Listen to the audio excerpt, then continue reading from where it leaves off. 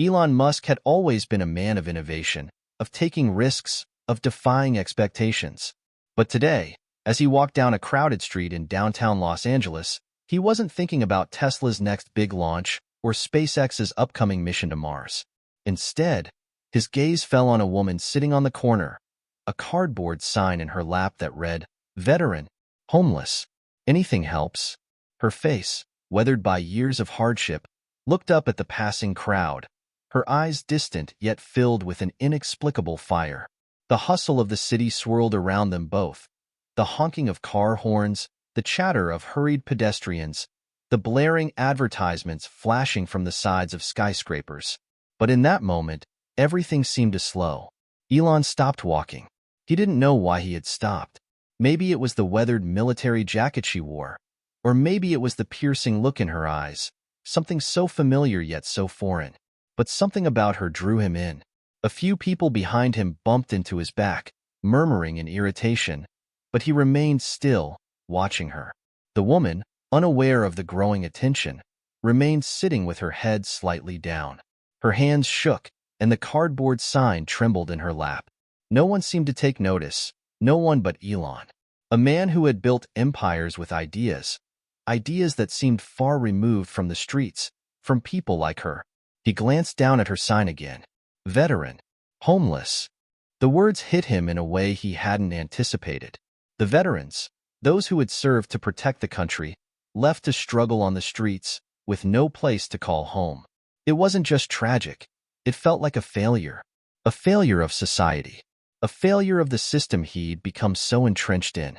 "Excuse me," Elon said, breaking the spell. He moved closer, his voice gentle but urgent. "Are you okay?" The woman looked up slowly, her expression unreadable at first. Her eyes, shadowed by years of unspoken pain, locked onto his for a moment. A strange recognition flickered in her gaze, as if she, too, had wondered why this powerful man had approached her. She didn't speak at first, and the silence between them grew. He waited. Then, her lips parted.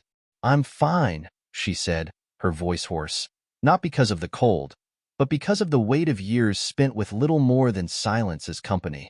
Elon kneeled down in front of her, closer now, the crowd around them continuing to rush by. His heart, usually steadfast in the face of challenges, felt a pang of something unfamiliar. Guilt, empathy, or maybe both. "Can I help?" he asked, his words simple yet laced with something deeper. He wasn't just asking if she needed money. There was more to it, more than a handout. She looked at him, and for the first time in what felt like ages, someone saw her, not as a homeless woman, but as a person with a story. "What's your name?" Elon asked softly. "Catherine," she replied after a beat, her voice quieter now, almost as if she hadn't heard her own name spoken in years. "Catherine," Elon repeated, as if testing the name on his lips. "I'm Elon." For a moment, they both sat in the stillness, the sounds of the world outside their conversation slowly fading. Elon looked at Catherine, and the weight of his next words hung heavy between them. "Tell me about your story, Catherine," he said. "I want to listen." Catherine sat still, her hands folded tightly in her lap. For a long moment, she didn't speak, as if she were trying to decide how much of herself she should reveal to the man sitting in front of her. Elon Musk, the billionaire who had put people on Mars, who had revolutionized electric cars, was sitting here, on the cold concrete of a busy street corner, asking about her life. It didn't seem real, but it was real, and in that quiet moment, the weight of her past began to press against her chest. She shifted slightly, taking a deep breath, and then, as if a dam had broken, the words came flooding out. "I was in the military," she started, her voice steady but carrying an undercurrent of years of hurt. "I served in Afghanistan, back when things were different. I thought I was doing something important, something that mattered. I thought when I came back, things would be better. But they weren't. Everything changed." Elon listened carefully, every word from her a revelation. His usual business sense, the sharp focus that defined his every decision, gave way to something softer, something human. He could hear the pain in her voice, and it made him wish he could somehow turn back time and make things different for her. "I came back," Catherine continued, her voice faltering for a moment, "and I couldn't fit back in. I couldn't hold down a job. I couldn't even get people to look at me the same way again. I was just broken. It was like everyone forgot about me.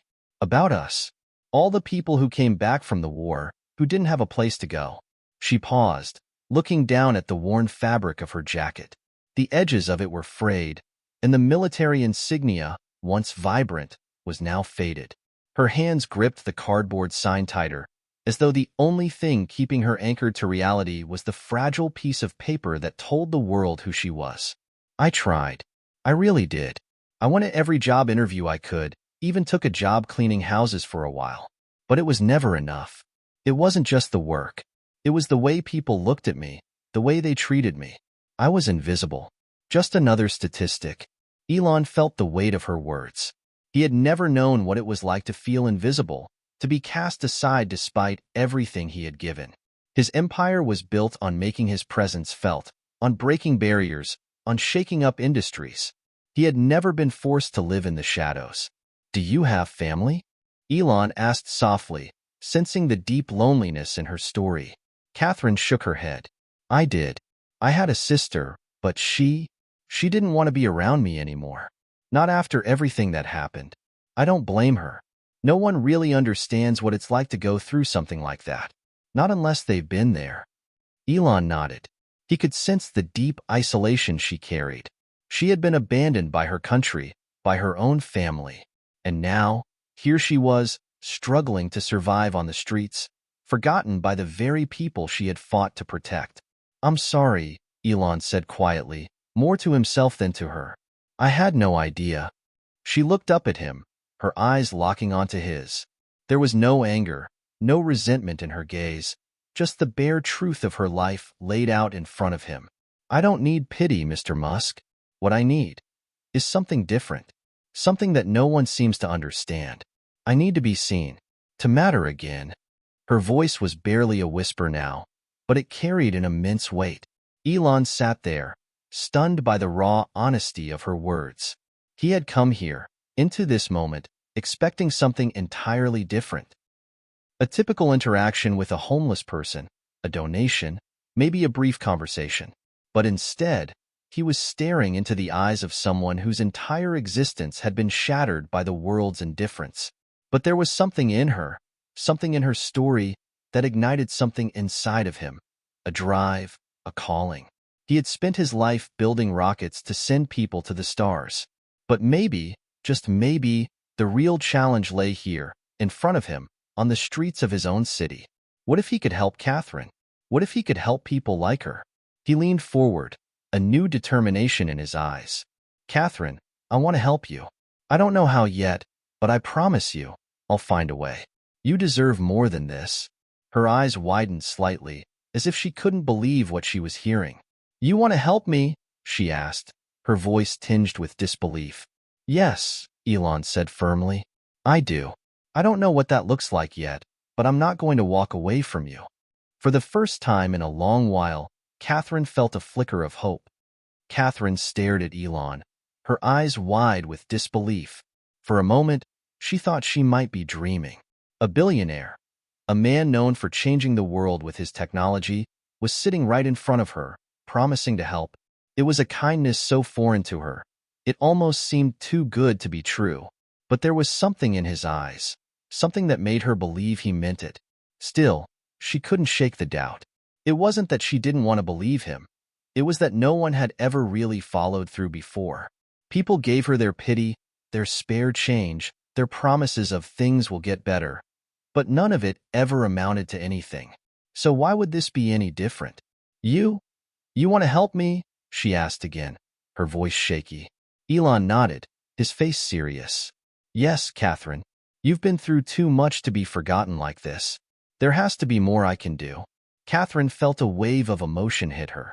The years of being ignored, of being seen as invisible, had left her numb to the world's compassion. She had learned to survive on her own, to scrape by with whatever she could find. But this was different. This man, this stranger, was offering something she hadn't had in years, hope. But she wasn't sure how to take it. "Why me?" she asked, trying to find the right words. "There are so many people like me, homeless, struggling, broken. What makes me different?" Elon paused, considering her question. "You're not just a statistic, Catherine. You're a person. And the world has forgotten about people like you. I don't want to be a part of that. We can change that together." Her heart skipped a beat. For a brief moment, she felt like she might cry, but she forced herself to stay composed. She had cried too many times over the years, and it never changed anything. But what Elon was saying was so different. It felt like someone had finally seen her, truly seen her, for the first time in a long while. "I don't know if I can trust anyone anymore," she said quietly. "I've had so many promises that never came to anything. I don't want to get my hopes up." Elon's expression softened. "I understand. I can't undo what's been done to you, but I can offer you something now. It might not be perfect, but it's a start." Catherine was quiet for a long moment, lost in thought. There was so much pain in her past, so many reasons to turn away from the idea of trusting someone again. But there was also something about Elon's sincerity, something about the way he looked at her, that made her wonder if this could really be different. Finally, she spoke, her voice barely above a whisper. "What kind of help are you offering? What does this even look like?" Elon leaned forward, his eyes focused intently on her. "I can help you get back on your feet, not just by giving you money, but by giving you the tools you need to rebuild your life. You've got strength, Catherine. I see that in you. I want to help you tap into that, to give you the support you need to make your own way. If you want, I can help you find a place to live, connect you with job opportunities, even offer you counseling. Whatever you need." Her eyes filled with doubt, then curiosity. This sounded like the kind of offer people would talk about but never follow through on. But something in her gut told her that Elon was different. He wasn't just offering charity. He was offering her a chance to regain control of her life. "I don't know if I'm ready for that," she said, her voice barely audible. "It's been so long since I've had a real home, a real job. I don't even know where to start." "You don't have to do it alone," Elon replied gently. "I'll be here every step of the way, helping you get back on your feet. But you've got to want it too.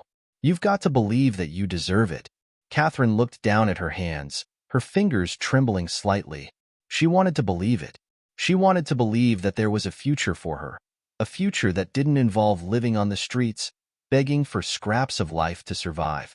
She had fought so hard for so long to hold on, but everything seemed so impossible. Could Elon really help her? Could anyone? She met his gaze again. There was no trace of insincerity in his eyes. He meant what he said. For the first time in years, Catherine felt the faintest flicker of hope. "I don't know what to say," she murmured. It's hard to imagine." Elon smiled gently. "I know it's a lot, but we can take it one step at a time. Let me help you take the first step." For a long moment, Catherine didn't speak. She was fighting the battle inside herself, the battle between fear and hope. The fear that if she trusted him, if she let herself believe in this offer, she'd only be disappointed again. But the hope that maybe, just maybe, this was her chance to finally break free from the life she had been trapped in for so long. Finally, she nodded, the smallest movement, but it was enough. "Okay," she whispered. "Okay, I'll try." Elon's eyes softened with relief. "You've made the right choice, Catherine. We'll start right now. Together." Catherine sat quietly in the coffee shop, her fingers wrapped around a warm mug of coffee. She hadn't had a proper meal in days, and the warmth of the drink felt almost like a luxury. Her mind was still reeling from the offer Elon had made to her. It seemed too surreal, too good to be true.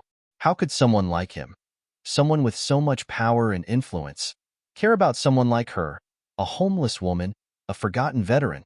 But the offer wasn't just about money or a place to stay. It was about something deeper, something she hadn't felt in years, hope. Elon had told her that he saw something in her, something worth saving, something worth helping. She wasn't sure what that something was, but the more she thought about it, the more she realized how desperately she needed to find it. Her mind wandered back to her past, to the years of military service, to the dreams of a future that had never materialized.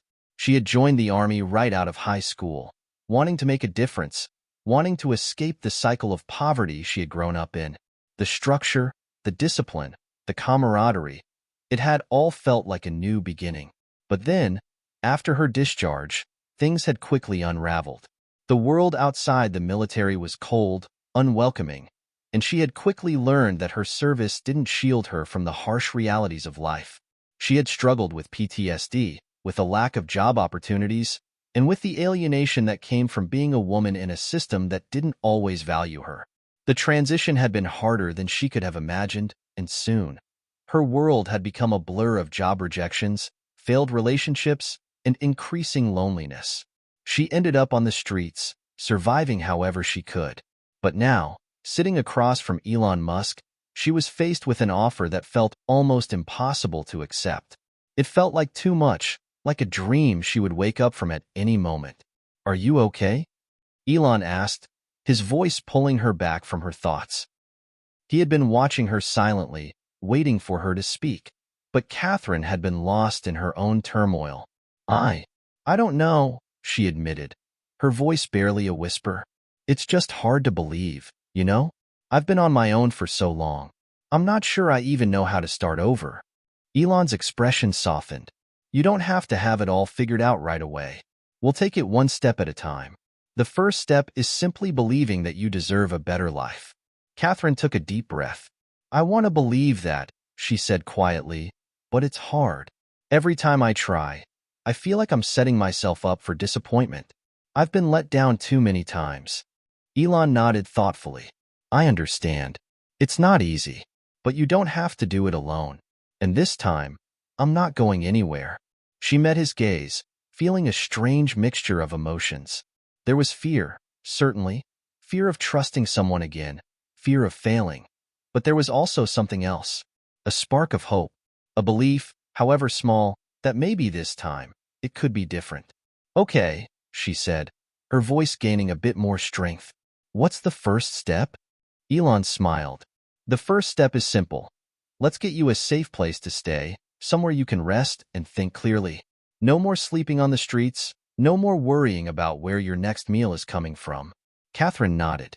"Okay, I can do that." He pulled out his phone and began tapping on it.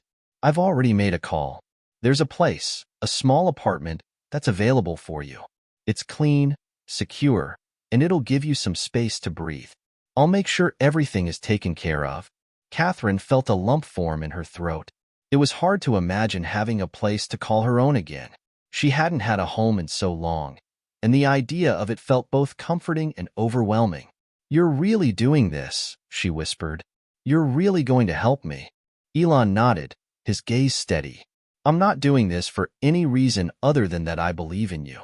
You've already shown more resilience than most people could ever dream of. Now it's time to give you the support you need to move forward." She wiped away a tear, not even realizing it had fallen. "I don't know what to say," she said, her voice shaking. "You don't need to say anything," Elon replied gently. "Just know that this is a new beginning, and we're going to take it one step at a time." The following days felt like a whirlwind.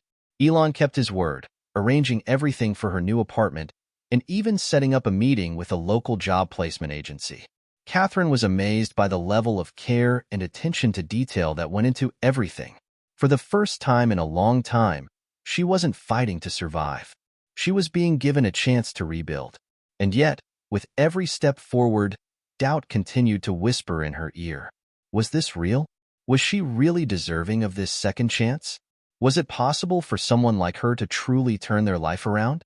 Catherine sat on the edge of the bed in her new apartment, the room bathed in soft sunlight from the window. It felt surreal to be in a space that was hers, a space that was clean, quiet, and safe. For the first time in what felt like forever, she didn't have to worry about where she would sleep or whether she would be harassed or worse. But the silence in the room felt both peaceful and unsettling. She had gotten used to the noise of the streets, the constant movement, the chaos of survival. Now, there was nothing but stillness. She glanced around at the modest furnishings, an old but comfortable-looking couch, a simple dining table, and a small kitchen that still had that faint smell of new appliances. It was far from the luxury she had once imagined for herself, but it was a far cry from the life she had just left behind. For the first time, it felt like a possibility, a second chance. Her phone buzzed, pulling her from her thoughts. It was a message from Elon. Elon, how's everything going? Do you need anything? Catherine hesitated for a moment before typing a response. Catherine, it's better than I imagined. I'm still processing everything. It feels like a dream. She stared at her message before hitting send. Part of her was afraid that this whole thing was just a temporary kindness, that eventually she would be forgotten and alone again. But she didn't want to admit that fear to Elon. Not yet. Not when he had been nothing but supportive. Her phone buzzed again. Elon, take your time. No rush. Just wanted to check in. We'll talk soon about getting you set up with the job placement agency. Catherine sat back against the pillows, her mind racing. She had spent years in and out of temporary jobs, often struggling to keep any position for long. Her confidence had taken a beating along the way, and she wasn't sure if she was even ready for the kind of work Elon had in mind for her. What if she failed? What if she couldn't keep up with the expectations? She needed a moment to breathe, to adjust to this new reality. But there was a part of her that knew she couldn't afford to waste time. She had to take these opportunities while they were there. After all, how often did a chance like this come along? The next day, she found herself at the job placement agency Elon had connected her with. The building was sleek and modern, a far cry from the dingy shelters and temporary spaces she had grown used to. She was given a quick tour of the facility, and the staff was kind, but their polite smiles only made her feel more out of place. It was like they were speaking a language she didn't understand, a language of stability, security, and opportunity. The counselor, a middle-aged woman named Emily, led her to an office where they could talk more privately. So, Catherine, I see that you have quite a bit of experience, particularly with logistics and administration. You've also done some work in customer service, is that right? Emily asked, flipping through Catherine's resume. Catherine nodded, though she felt a pang of insecurity. Her resume felt like a collection of incomplete stories. She had been fired from jobs more than once, often due to the stress of her personal life bleeding into her work. It was hard to explain that on a piece of paper. That's right, Catherine replied quietly. But I've had some gaps in my employment. Emily smiled reassuringly.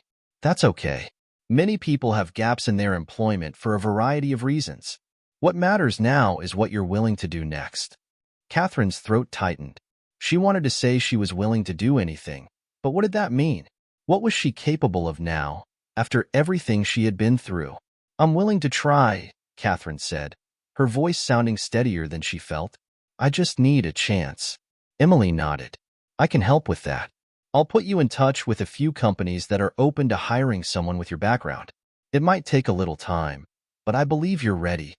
Thank you, Catherine said, a mixture of gratitude and uncertainty in her heart. As she left the building, the weight of the world seemed both lighter and heavier at once. She had taken a step forward, but there were still so many unknowns. What if she couldn't handle the pressure? What if she didn't fit in? The questions were endless, and they gnawed at her with each step. Back in her apartment that night, Catherine sat at her kitchen table, staring at the small stack of papers from the agency. She felt a sense of relief, but also fear. She had the chance to change her life, but she wasn't sure if she was ready to embrace it fully. Her phone buzzed again. Elon, how was it? I hope you feel good about the next step. Catherine paused before typing back. Catherine, I'm nervous, but I'm trying. I've been stuck for so long. I'm not sure if I can do this. She stared at the message for a long moment, feeling vulnerable, exposed. Finally, she pressed send. The reply came quickly. Elon, you don't have to be sure right now. Just keep going. Every step forward is progress. I'm here if you need me. Catherine sat back in her chair, the weight of his words settling over her like a warm blanket. It wasn't about being sure. It was about being willing to try, one step at a time. Catherine's first day at the job placement agency felt like walking into a new world, one that was simultaneously exciting and terrifying. She had spent so much of her life just getting by, existing from day to day, that the idea of building a real future felt like a far-off dream. The morning sun streamed through the windows of her new apartment, casting a golden glow across the room. But Catherine couldn't shake the nervousness that had taken hold of her since the meeting with Emily. The papers she had brought back from the agency sat on her kitchen table, but instead of feeling empowered by the opportunity, she felt paralyzed by doubt. What if she wasn't good enough? What if she failed again? A knock on the door startled her out of her thoughts. "Coming," she called, quickly standing up and wiping her palms on her jeans. When she opened the door, she was surprised to see Elon standing there, looking casual in a gray hoodie and jeans. "Hey, Catherine," he said with a smile. "You doing okay?" For a brief moment, Catherine didn't know how to answer. She had been keeping so much inside, hiding the fear and anxiety that had been building up since her meeting. But seeing Elon, someone who had been nothing but kind to her, felt like a small anchor in the storm of her thoughts. I don't know," Catherine admitted, stepping aside to let him in. "I'm trying to stay positive, but it's hard. This whole thing, it's a lot to take in." Elon gave her a knowing look and nodded. "I get it. It's overwhelming to start over, especially after everything you've been through. But you don't have to do it all at once." Catherine smiled weakly. "It's just hard. I've failed so many times before. I don't know if I can do this." Elon walked over to the table, glancing at the papers she had brought home. Starting over isn't about being perfect. It's about trying, even when it's scary. And believe me, I know what it's like to fail. I've had my fair share of setbacks too. Catherine looked at him, surprised by his honesty. "You?" "Yeah," Elon said, chuckling lightly. "When I started out, no one thought I'd succeed. I had to fight for every opportunity, and there were a lot of people who didn't believe in me. But I kept pushing, even when things seemed impossible." The conversation lingered in the air, and for the first time, Catherine felt like she wasn't alone in her fears. She wasn't the only one who had failed, and maybe, just maybe, that meant it was okay to fail again. It didn't have to be the end. "I know you're not where you want to be yet," Elon continued, "but every day is a step closer. You've already made a huge move just by being here, starting fresh. And you've got people who believe in you." Catherine nodded slowly, feeling a sense of comfort from his words. "I don't know if I can do this, but I guess I'll try." "That's all anyone can ask for," Elon replied with a reassuring smile. As they talked, the conversation turned toward more practical matters, setting up a routine for the job search, how to organize her applications, and even tips on interviewing. Elon wasn't just offering moral support. He was helping her build a foundation for success. For the first time, Catherine felt like she had a plan, something tangible to work toward. Later that afternoon, Catherine walked to a nearby coffee shop to start the process of applying for jobs. She felt the weight of each step, but it was different this time. It wasn't just about surviving. It was about building a future. The first job application she filled out was for a position as an administrative assistant at a local tech company. It was the kind of job she had done before, but it felt different now. She wasn't just filling out another form out of obligation. She was doing it because she wanted to make a change. For the first time in a long while, she had something to aim for. As she hit submit on the application, her phone buzzed again. It was Elon. "Elon, how's the job hunt going?" Catherine smiled, her fingers hovering over the screen as she typed back.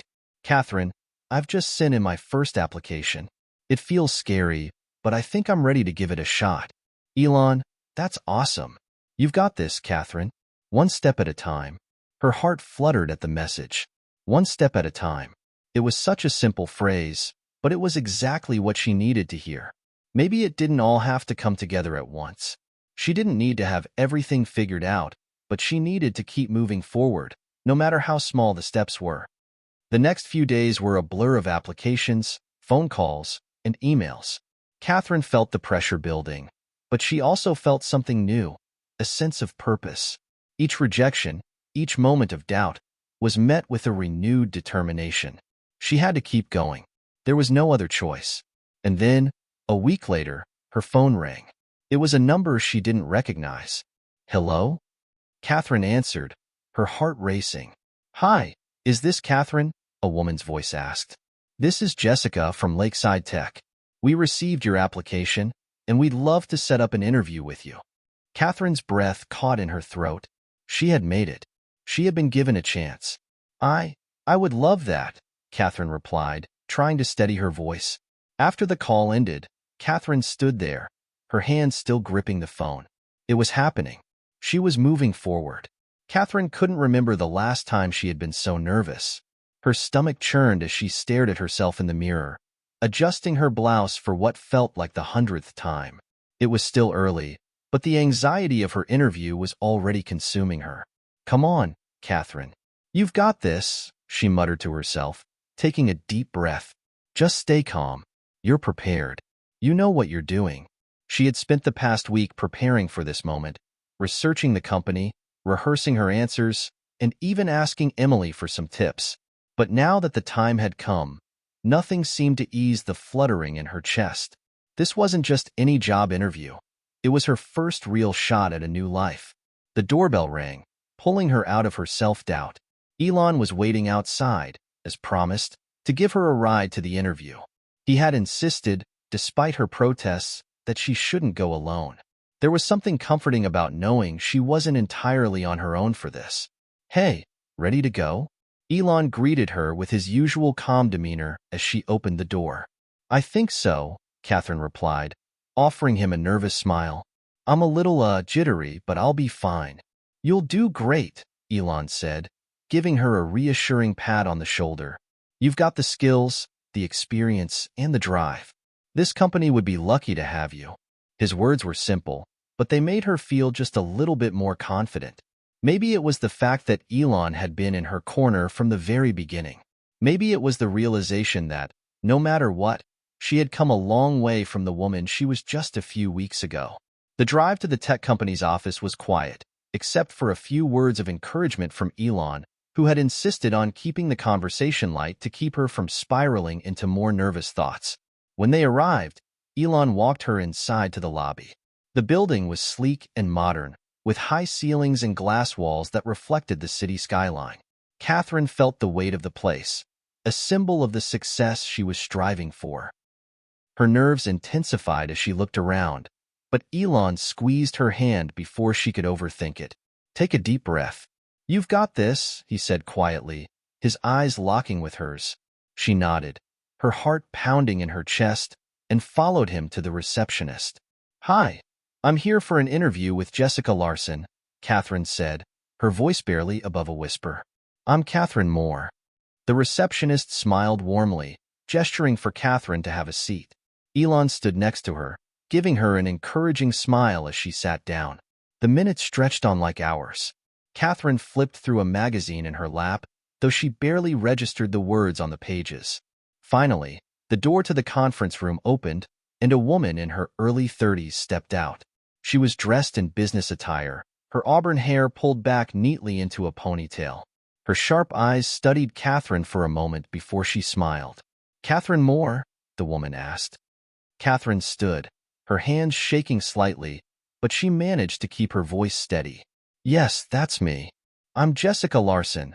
The woman introduced herself, extending her hand. "It's a pleasure to meet you. If you'll follow me, we'll get started." As Catherine walked into the conference room, she couldn't help but feel a mix of awe and trepidation. The room was sleek, with a long wooden table and large windows offering a view of the city. A few employees were seated around the table, all of them smiling but with a professional air. "Please, have a seat," Jessica said, gesturing to the chair across from her. Catherine sat down, trying her best to keep her posture upright and her face composed. Jessica sat across from her, flipping through Catherine's resume. "So, Catherine," Jessica began, her voice warm but professional, "tell me about yourself. What brings you to Lakeside Tech?" Catherine felt her throat tighten, but she forced herself to speak. "Well, I'm a veteran. I served in the Army for several years, but when I came back, I struggled with finding stable work. I've had some ups and downs, but I'm here today because I want to start fresh. I believe this company can offer me the opportunity to grow, and I'm eager to contribute." Jessica nodded thoughtfully, her eyes softening for a moment. "I admire your resilience, Catherine. Starting over is never easy, but it sounds like you have the determination to make it happen." Catherine felt a sense of relief wash over her. Jessica didn't seem put off by her past. She seemed to genuinely respect it.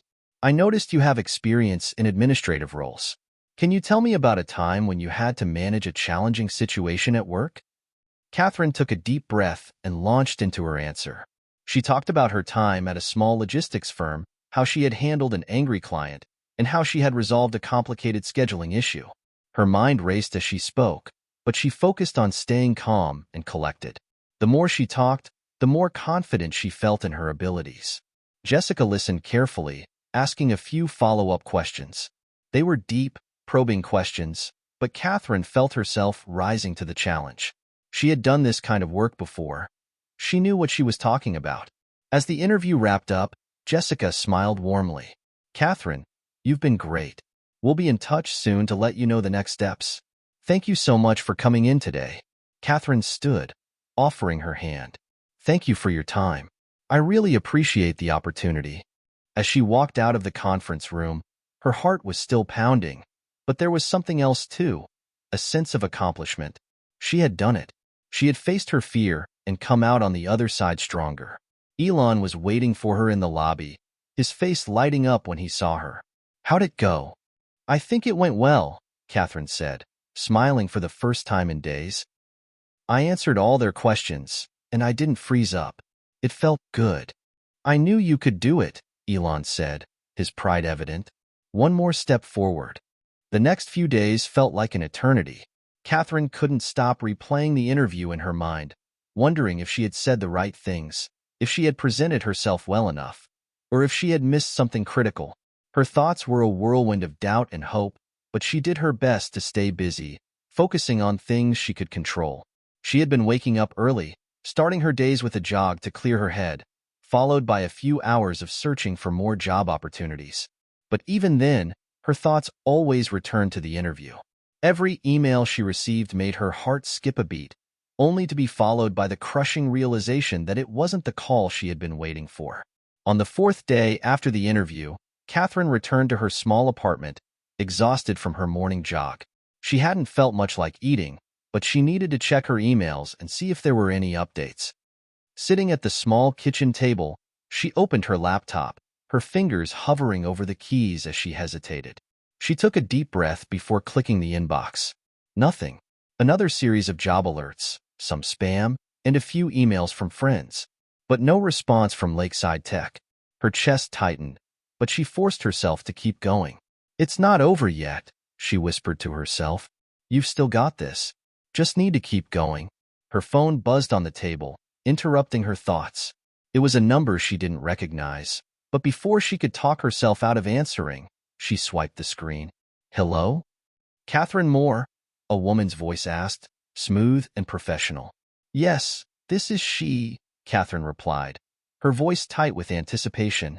This is Jessica Larson from Lakeside Tech, the woman said. Catherine's heart leaped into her throat. I'm calling to let you know that we would like to move forward with your application. We were very impressed by your interview, and we'd like to offer you the position of administrative coordinator.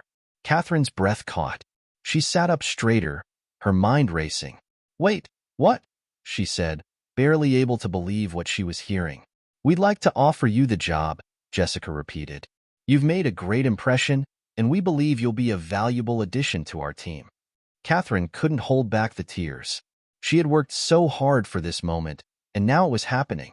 She could feel the weight of her struggles lifting just a little, the hope she had held on to for so long finally becoming reality. That's amazing. Thank you so much, Catherine said, her voice shaking with emotion. You're welcome. I'll be sending you the formal offer letter via email, Jessica continued. Once you've had a chance to review everything, we can discuss the next steps. I'll check my email right away, Catherine responded, barely able to contain her excitement. Thank you again. I won't let you down. You've already proven yourself, Catherine. We look forward to having you on board, Jessica said with a smile in her voice. I'll let you go now. We'll be in touch soon. As Catherine ended the call, she sat there for a moment, still processing the news. She had done it. She had fought for this, and now she had the chance to build a future for herself. Her phone buzzed again. It was an email from Jessica with the subject line, Lakeside Tech, Offer of Employment. Catherine clicked on the message, her hands trembling as she opened the attachment. The offer letter was clear and straightforward. Administrative coordinator, full-time, with benefits, starting in 2 weeks. She scanned through the details, her eyes widening at the salary and perks that came with the position. It wasn't just a job. It was the start of something new, something real. Her mind raced as the weight of what this meant sank in. She had come so far, from the streets, to the shelter, to this. This job was her ticket to building a new life, a life she could be proud of. It was a testament to her resilience, to the fact that no matter how tough things got, she kept moving forward. Suddenly, there was a knock at the door. Catherine wasn't expecting anyone, but she wanted to open it anyway. To her surprise, it was Elon, standing there with his usual calm smile. "Hey, Catherine," he said, holding up a bag of takeout. "Thought you could use some dinner. I figured this day was going to be important." Catherine smiled, her heart still racing from the call she had just received. "You have no idea," she said, her voice thick with emotion. "I got the job. They offered it to me." Elon's face lit up with pride. "I knew it. I knew you could do it. This is huge, Catherine." She felt the tears finally spill over, but they were different now. Tears of relief, of joy, of hope. She had made it. She had fought for this moment, and it was real. "You've come a long way," Elon said, stepping into her apartment and handing her the bag. "This is just the beginning. You're going to do great things." Catherine wiped away her tears and took a deep breath. "I can't believe it. This is really happening." "Believe it," Elon said, his voice warm with encouragement. "You've earned this. Now let's celebrate." The next few weeks felt like a whirlwind for Catherine. From the moment she had accepted the job offer from Lakeside Tech, everything began to fall into place. She spent hours preparing herself for the new chapter ahead, updating her resume, buying new clothes for work, and familiarizing herself with everything she needed to know about her new role. She felt a rush of excitement, but there was also a tinge of nervousness. After everything she had been through, she was finally on the verge of stepping into a new life. She spent the next few days packing up her small apartment, organizing everything in a way that reflected the new start she was so ready for. Elon had offered to help, but Catherine preferred to do it on her own, wanting to savor every moment of this transition. She wasn't the same woman who had moved into this place months ago. She was stronger now, more determined than ever to make the most of the opportunities ahead of her. It felt surreal to think about how far she'd come.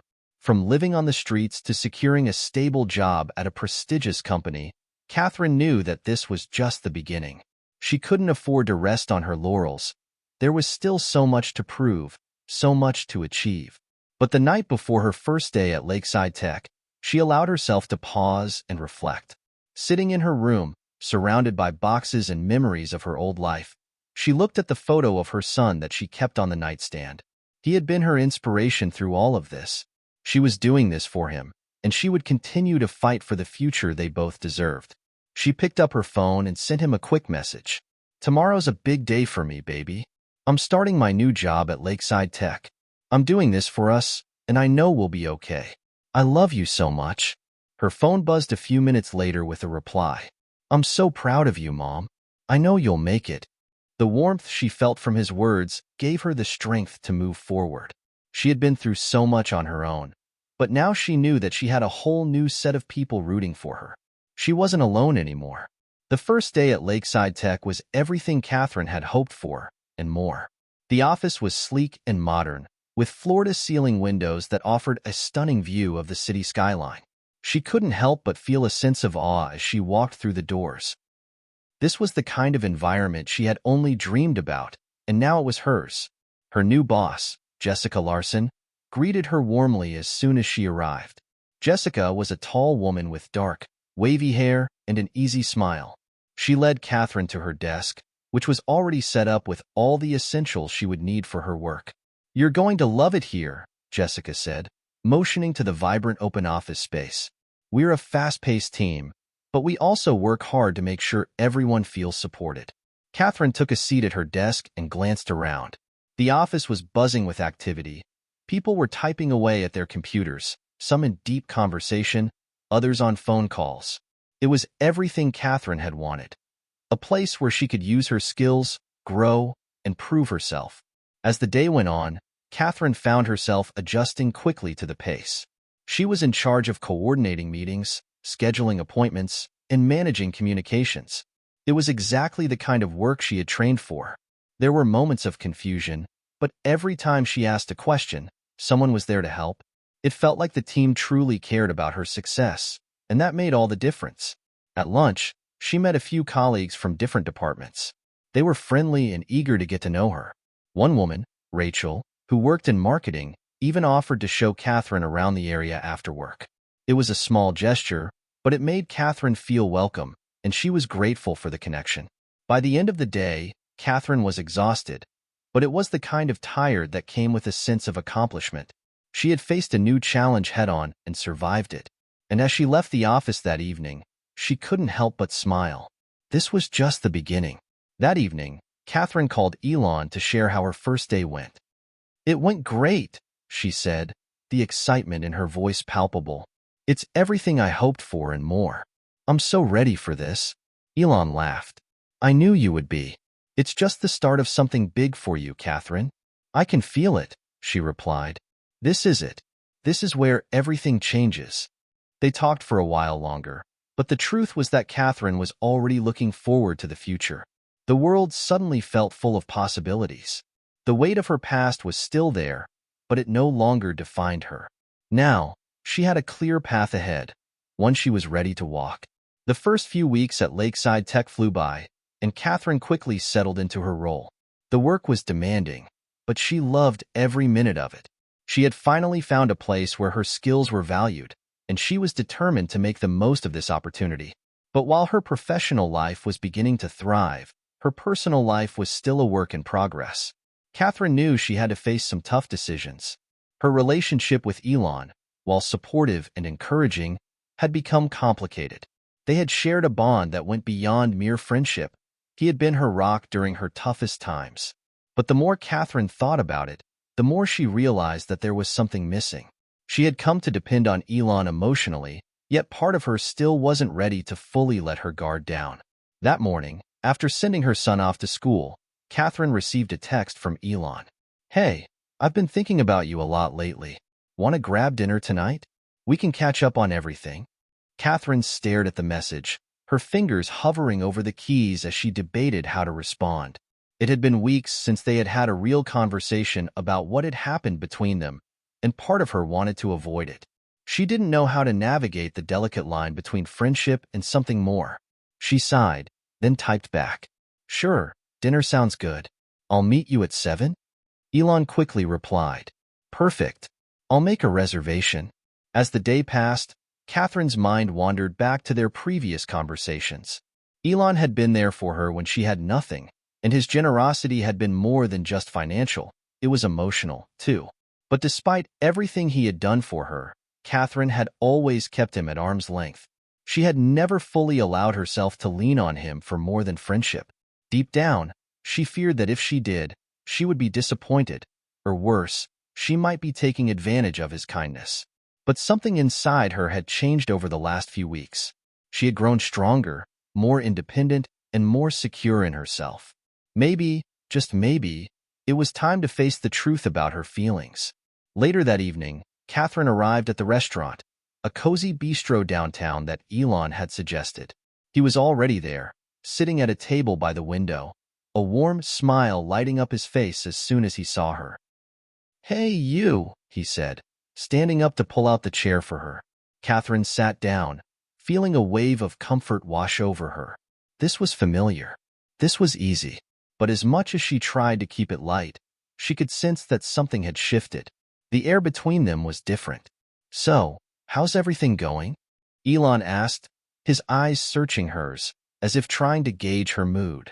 "It's good," she replied, trying to sound casual. "Work's busy, but it's all manageable. I'm learning a lot." "I'm proud of you, Catherine," Elon said, leaning forward. "You've come so far. It's incredible to see you thriving like this." She smiled, but it was bittersweet. "Thank you. I honestly don't know if I would have made it this far without you." There it was. The words that had been hanging in the air for so long. Catherine could feel the heaviness in her chest. She needed to say it. She needed to be honest with herself and with Elon. The time had come to confront her feelings. Elon, she began, her voice trembling slightly, I've been thinking a lot about us, about everything. You've been such a huge part of my journey, and I don't want to take that for granted.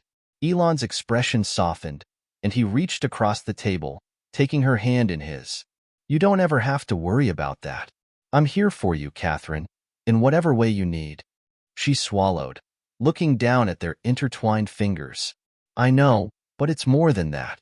I've been afraid to let myself need you. Afraid of what that might mean. Because, honestly, I've never had anyone in my life who has truly stuck around for me. And I don't want to mess that up. Elon squeezed her hand gently, his eyes locking with hers. You won't mess anything up. I'm not going anywhere. But you have to trust me, Catherine. Trust that I'm here because I want to be, not out of obligation. The sincerity in his voice struck a chord deep inside her. For the first time, Catherine allowed herself to truly hear his words. She had spent so much of her life building walls around her heart, never trusting anyone fully. But Elon had always been patient, kind, and unwavering. It was time to trust him. I want to trust you, she said softly. I really do. Elon smiled, his gaze full of understanding. And you will. But it's okay to take it slow. We'll figure it out together. For the first time in a long time, Catherine felt a sense of peace settle over her. She wasn't sure what the future held, but she knew that with trust, anything was possible. That night, as Catherine walked back to her apartment, she couldn't help but smile. She had opened herself up to the possibility of a deeper connection with Elon, and it felt like the weight of the world had been lifted off her shoulders. She wasn't perfect, and she still had a long way to go, but for the first time in a long time, Catherine believed in the power of trust. The weeks following Catherine's dinner with Elon were a whirlwind of self-discovery. For the first time in years, she allowed herself to lean into the support system she had been so reluctant to trust. The friendship she shared with Elon deepened, and she found herself confiding in him more, whether it was about work challenges, her son, or the lingering fears she carried from her past. However, Catherine's professional life was now her primary focus. She was excelling at Lakeside Tech, taking on new projects and impressing everyone around her with her expertise. Elon, too, was incredibly supportive, often offering words of encouragement and sharing his own experiences from the tech world, though he never pushed her. It was the first time in her life that she didn't feel the pressure to perform. She could simply be herself, flaws, aspirations, and all. One evening, Catherine was at the office, working late on a proposal for a new client. It was one of the most significant projects of her career, and she couldn't afford to miss any details. As she reviewed the final draft, a soft knock on her office door broke her concentration. She looked up to see Elon standing there, a concerned look on his face. Am I interrupting? He asked. Catherine shook her head, motioning for him to come in. Not at all. Just finishing up a proposal. Elon walked over to her desk, pulling up a chair and sitting down without waiting for an invitation. You've been working nonstop lately. I've barely seen you outside of meetings. She gave him a tired smile. It's a big project. I can't afford to slack off now. I know, but you're only human, Catherine. Don't forget to take care of yourself too. She sighed, leaning back in her chair. I don't have time to slow down, Elon. There's so much riding on this. If I fail, I might lose my position here. Elon's expression softened, and he reached over to gently take her hand. I know you're capable, Catherine. You've proven that time and time again. But success isn't just about the job. It's about balance. Don't lose sight of the bigger picture. Catherine's heart fluttered at the sincerity in his voice. It had been so long since anyone had cared enough to look out for her like this. She had spent so many years fighting alone that she had almost forgotten what it felt like to have someone in her corner. I don't know how to do that, she admitted, her voice barely above a whisper. I'm so afraid of failing again. You won't fail, Elon said, his tone firm but gentle. You've already come so far, and you're not alone anymore. Catherine met his gaze, her chest tightening with emotion. He was right. She wasn't alone. She had people in her life now who cared about her, people who were there to support her, and Elon wasn't just a friend anymore. The feelings she had for him were undeniable, even though she still hesitated to acknowledge them fully. "I'm scared," she said, looking down at their hands, still intertwined. "I've spent so much of my life just surviving. I don't know how to stop fighting for once and let myself be happy." "You don't have to do it all at once," Elon replied. "Just take it one step at a time. Let yourself breathe. Let yourself live. You deserve it." Catherine let out a shaky breath, and for the first time in years, she felt the weight in her chest start to lift.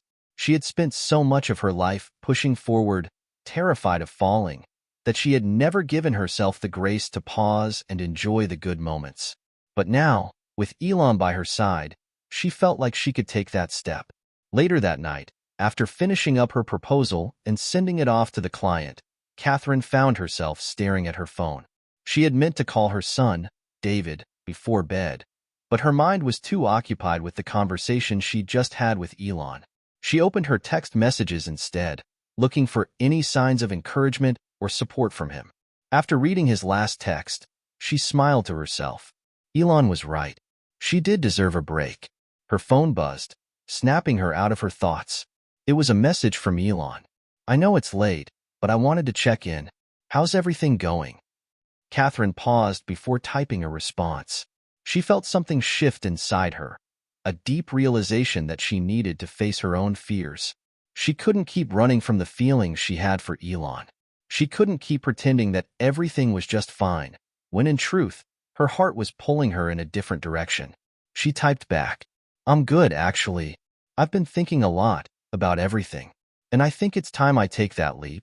There was a pause before Elon's reply came through. "A leap?" Catherine took a deep breath, her fingers hovering over the keyboard as she crafted her response. "Yeah, a leap of faith. In myself. And maybe in us, too." Another long pause, then Elon's response. "I'm with you, Catherine. Every step of the way." The weight of those words hit her in a way she hadn't expected. For the first time in her life, she realized that she didn't have to carry the burden alone. It was okay to lean on others, to trust them, and to let them in. And, perhaps most importantly, it was okay to trust herself. The days following Catherine's decision to open her heart to Elon felt surreal. She was still adjusting to the idea of letting herself be vulnerable after so many years of self-reliance. But there was something about Elon that made her feel like maybe, just maybe, she could take that leap. It wasn't long before their bond began to evolve into something more than just friendship. There was a new lightness in the way they interacted, a warmth in their shared silences. But just as things were beginning to feel right, Catherine was faced with an unexpected obstacle. One afternoon, as she sat in her office, reviewing a set of financial reports, she received a phone call from her son, David. Catherine's heart fluttered with anticipation. He had been away at a summer camp for a few weeks, and she hadn't heard from him much. She was eager to hear how he was doing. "Hey, sweetie, how's everything going?" she answered, her voice full of warmth. But instead of the usual cheerful response, David's voice was tight, his tone serious. "Mom, I need to talk to you about something." Catherine's heart dropped. She knew that tone too well. Something was wrong. "What's going on, David?" she asked, her mind racing. There was a long pause on the other end of the line before David spoke again. "I'm coming home early. I don't want to stay here anymore." Catherine felt her stomach twist. "David, what happened? Is everything okay?" I don't fit in here, Mom. I can't do it anymore. I don't want to be around these kids. I miss you. I need to come home." Catherine's mind scrambled to process what he was saying. David had always been a sensitive kid, but this was the first time he had expressed something so deeply troubling. She could hear the pain in his voice, and it broke her heart. "Of course, you can come home, David. We'll talk when you get here, okay? I'll pick you up. Just hang in there." After the call ended, Catherine sat in silence for a moment, her mind consumed with worry. She had no idea what had triggered this sudden change in David. Was it something at camp? Was he struggling with something deeper that he hadn't shared yet? Elon was the first person she turned to. She needed his guidance, not just as a colleague, but as someone who had been there for her when she needed support. She quickly texted him, "Can we meet? Something's going on with David, and I don't know what to do." Within minutes, he replied, "Of course. I'm on my way. Let's talk." It didn't take long for Elon to arrive. He found Catherine pacing in her living room, her hands wringing together in anxiety. "What happened?" he asked, his voice gentle but filled with concern. Catherine told him everything: David's phone call, his sudden decision to come home early, and her growing worry about what was going on in her son's life. "I don't know how to fix this, Elon," she said, her voice shaking. "I just want him to be happy, but I don't know what's going on in his head." Elon sat down beside her, his presence a calming force. "You're doing the right thing by being there for him, Catherine.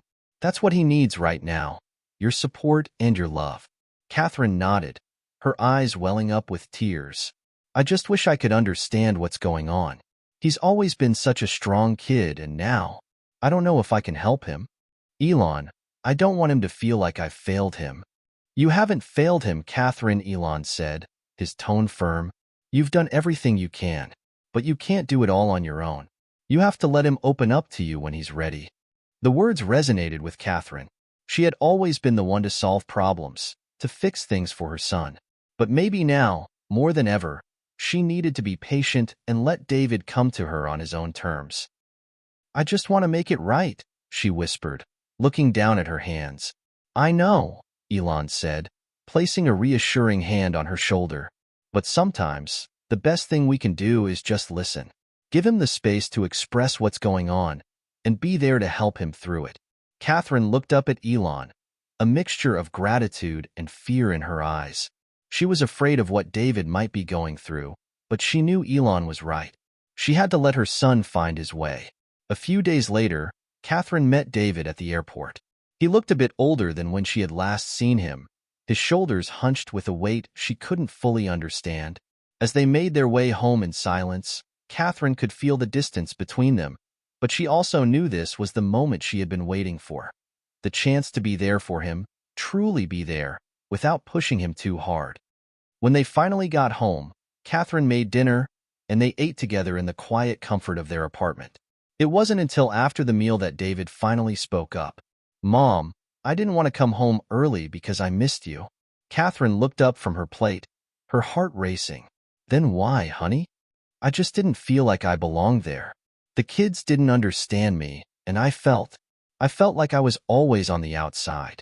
I didn't know how to fit in." Catherine reached across the table, taking his hand in hers. "David, you don't have to fit in with anyone. You're perfect just the way you are. But I want you to know that you're never alone. I'm always here for you." Tears welled up in David's eyes, and for the first time in weeks, Catherine saw the boy she had always known. Vulnerable, honest, and open. She realized that this moment, this raw exchange, was the turning point they both needed. Her son wasn't just coming home early. He was coming back to the emotional support he so desperately needed. The days that followed David's return were a whirlwind of emotions for Catherine. As much as she was grateful to have him home, she couldn't shake the worry that lingered over his unresolved feelings. He was distant, quieter than usual, and even though he had opened up during their conversation at dinner, Catherine knew there was still more beneath the surface. Elon had remained a steady presence in her life during this time, always offering his support, but never pushing her.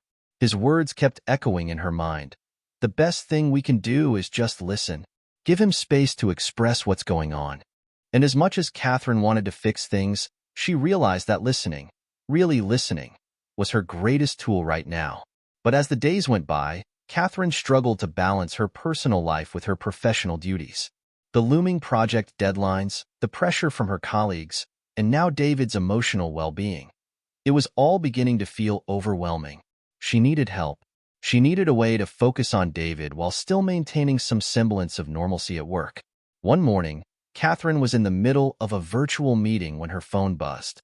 It was a message from David. "Mom, I'm sorry, but I need to talk to you. It's important." Catherine's stomach twisted. She quickly wrapped up the meeting, making an excuse to leave early, and rushed home to find David sitting on the couch, his hands clasped together tightly in his lap. His face was drawn, as if he had been holding something back for days. "David, what's going on?" Catherine asked gently, sitting beside him. David's eyes flickered to hers, and for a moment, there was a quiet pause before he spoke. Mom, I think I've figured out why I'm struggling. It's not just the kids at camp. It's everything. I don't know how to talk about it, but I need to be honest with you. Catherine's heart raced as she nodded, encouraging him to continue. This was the moment she had been waiting for, the moment when her son would allow himself to be vulnerable, to share the thoughts and fears that had been weighing him down. I don't feel like I belong in this world anymore, David said, his voice barely above a whisper. I'm not like the other kids. They don't get me, and I don't know how to explain it. I feel so alone. Tears welled up in Catherine's eyes. This was the truth she had feared, but knew was inevitable. Her son was struggling with something deep, something that she couldn't fix with a simple conversation or a comforting hug. It was something he would have to work through on his own, but she could be there to help him navigate it. Oh, David, Catherine whispered, pulling him into a tight hug. I know it's hard, but I want you to know that you are never alone. We're in this together, okay? David nodded silently, burying his face in her shoulder. It was a raw moment, a tender exchange of love and support. Catherine held him tightly, knowing that this was a turning point, one that neither of them would ever forget. Later that day, Catherine reached out to Elon again, feeling the weight of everything she had just heard from David. She texted him, "Can we talk? David finally opened up to me, but I don't know what to do next. I feel so lost." Within minutes, Elon's response came, "I'm here for you. Let's meet." Elon arrived at her place later that afternoon. As always, he exuded a calm energy that put Catherine at ease, but today, she couldn't shake the feeling that she was on the brink of something life-changing, something that required more than just her usual problem-solving skills. "I'm glad you reached out," Elon said as they sat down together. "What happened with David?" Catherine recounted everything. David's emotional revelation, his sense of isolation, and her own sense of helplessness. "I don't know how to help him through this, Elon.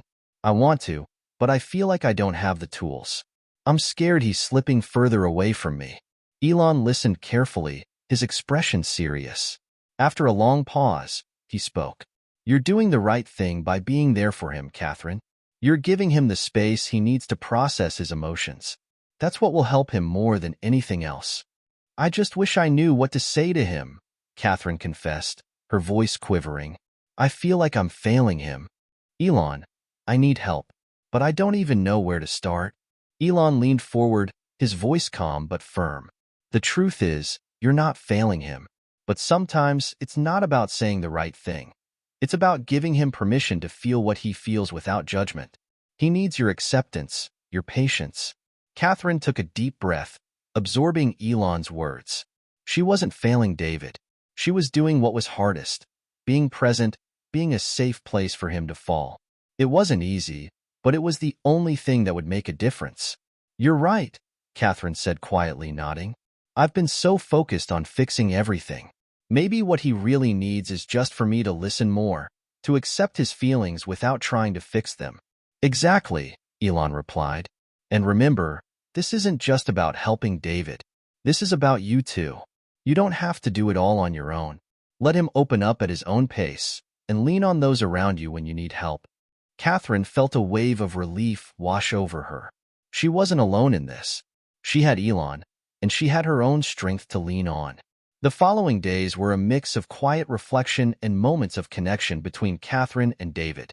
Slowly but surely, her son began to talk more openly, sharing the struggles he had been facing. It wasn't easy, but it was progress. Catherine remained patient, listening more than speaking, offering her support in ways she had never considered before.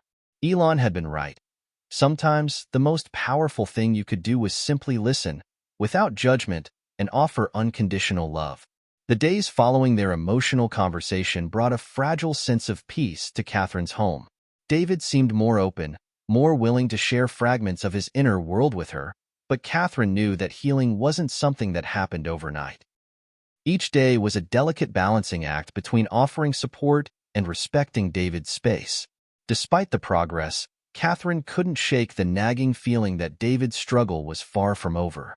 He still spent most of his time holed up in his room, rarely engaging with anyone beyond the bare minimum. His school grades had slipped, and the smile that had once been a familiar sight was now a rare and fleeting expression. Catherine tried not to let her worry consume her.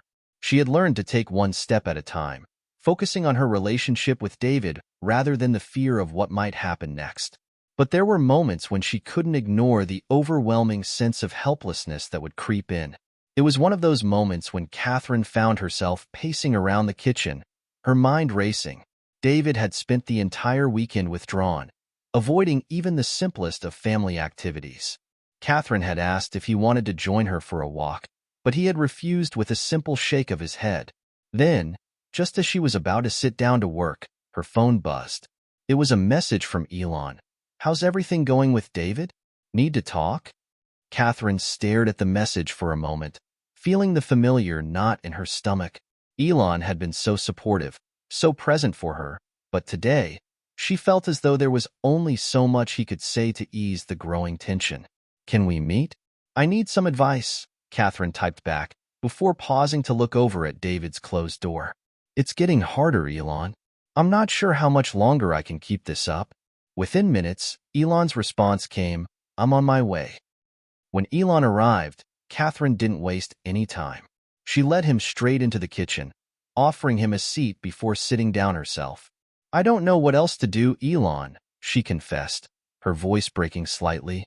"I'm afraid that David is going down a dark path. I've been patient, I've listened, but he's not getting better. It's like he's slipping away from me."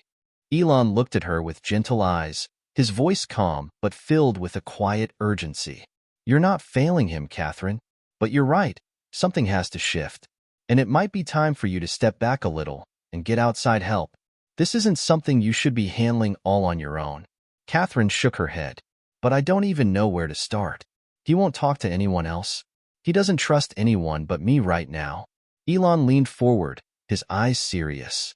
"Sometimes, love isn't enough to heal deep wounds. You're his mother, and he needs you. But he also needs professionals who can help him unpack what's really going on. Therapy, counseling, whatever works. He needs a safe space outside of your home to really dig into these feelings." Catherine stared at him, conflicted. It was the last thing she had wanted to consider, but deep down, she knew that Elon was right. David needed someone who could help him process everything he was going through in ways that Catherine simply couldn't. As the days passed, Catherine wrestled with the decision. It wasn't easy, but she finally made an appointment with a therapist who specialized in adolescent trauma. David was furious when she told him about it, accusing her of betraying his trust and forcing him to deal with things he didn't want to talk about. For a brief moment, Catherine questioned herself, wondered if she was making the right choice.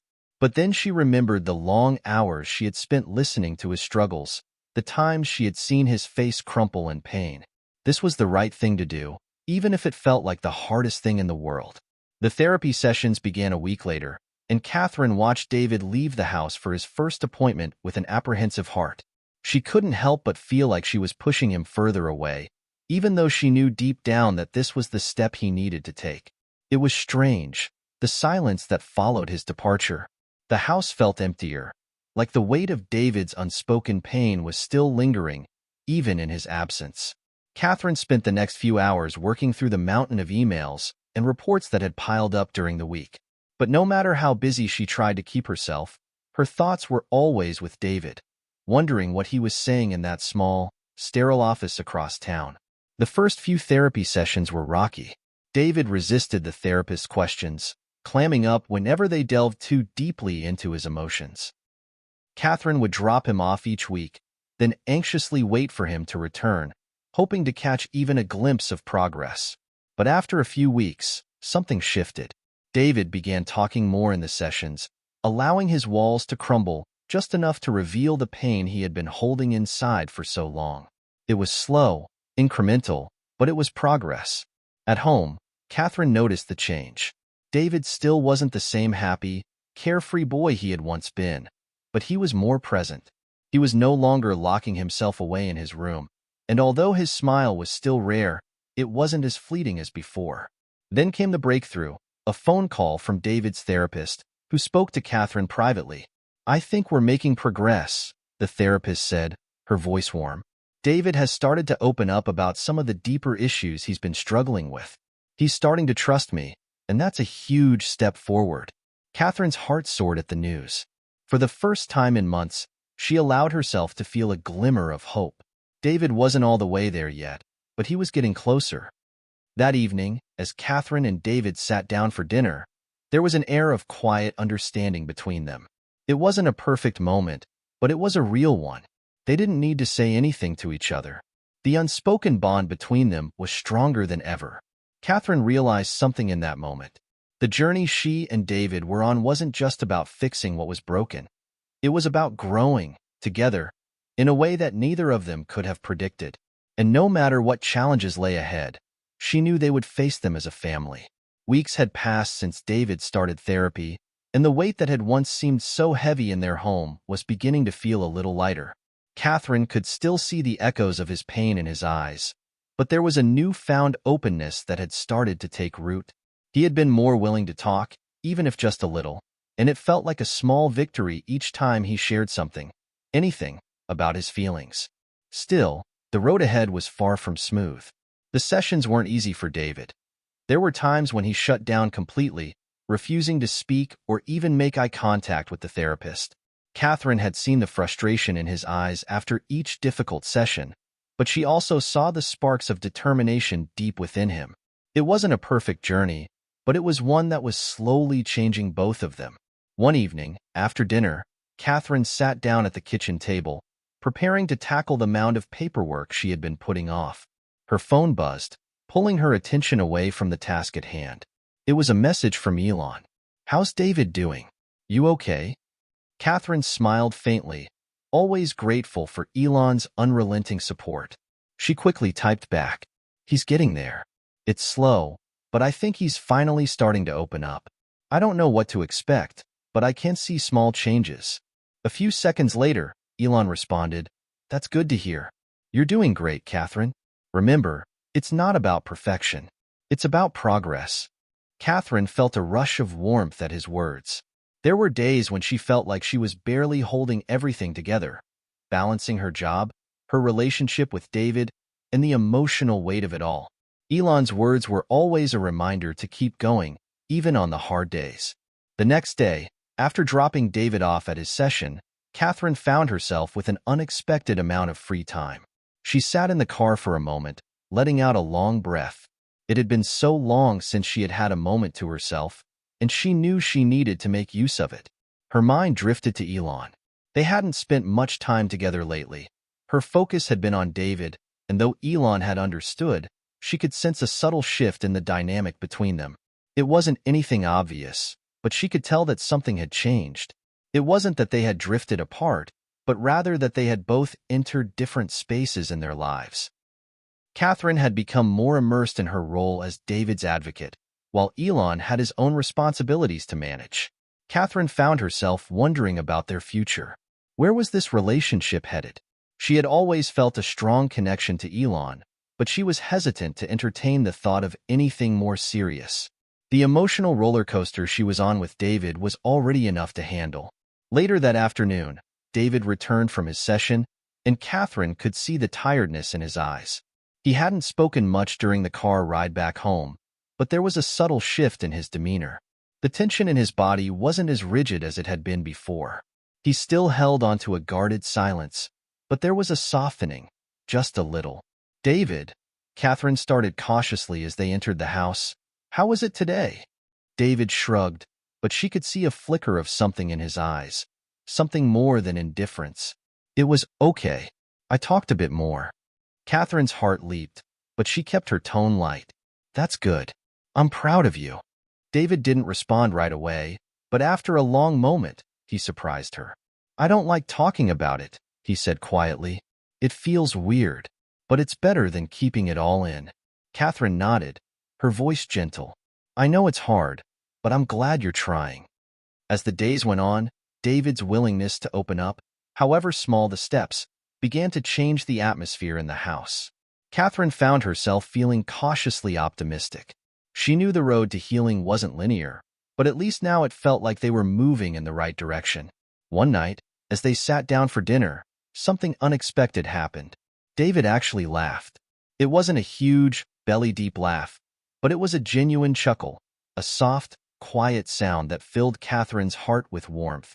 It was over a silly joke she had made about the burnt roast she had accidentally overcooked, but to her, it felt like a small miracle.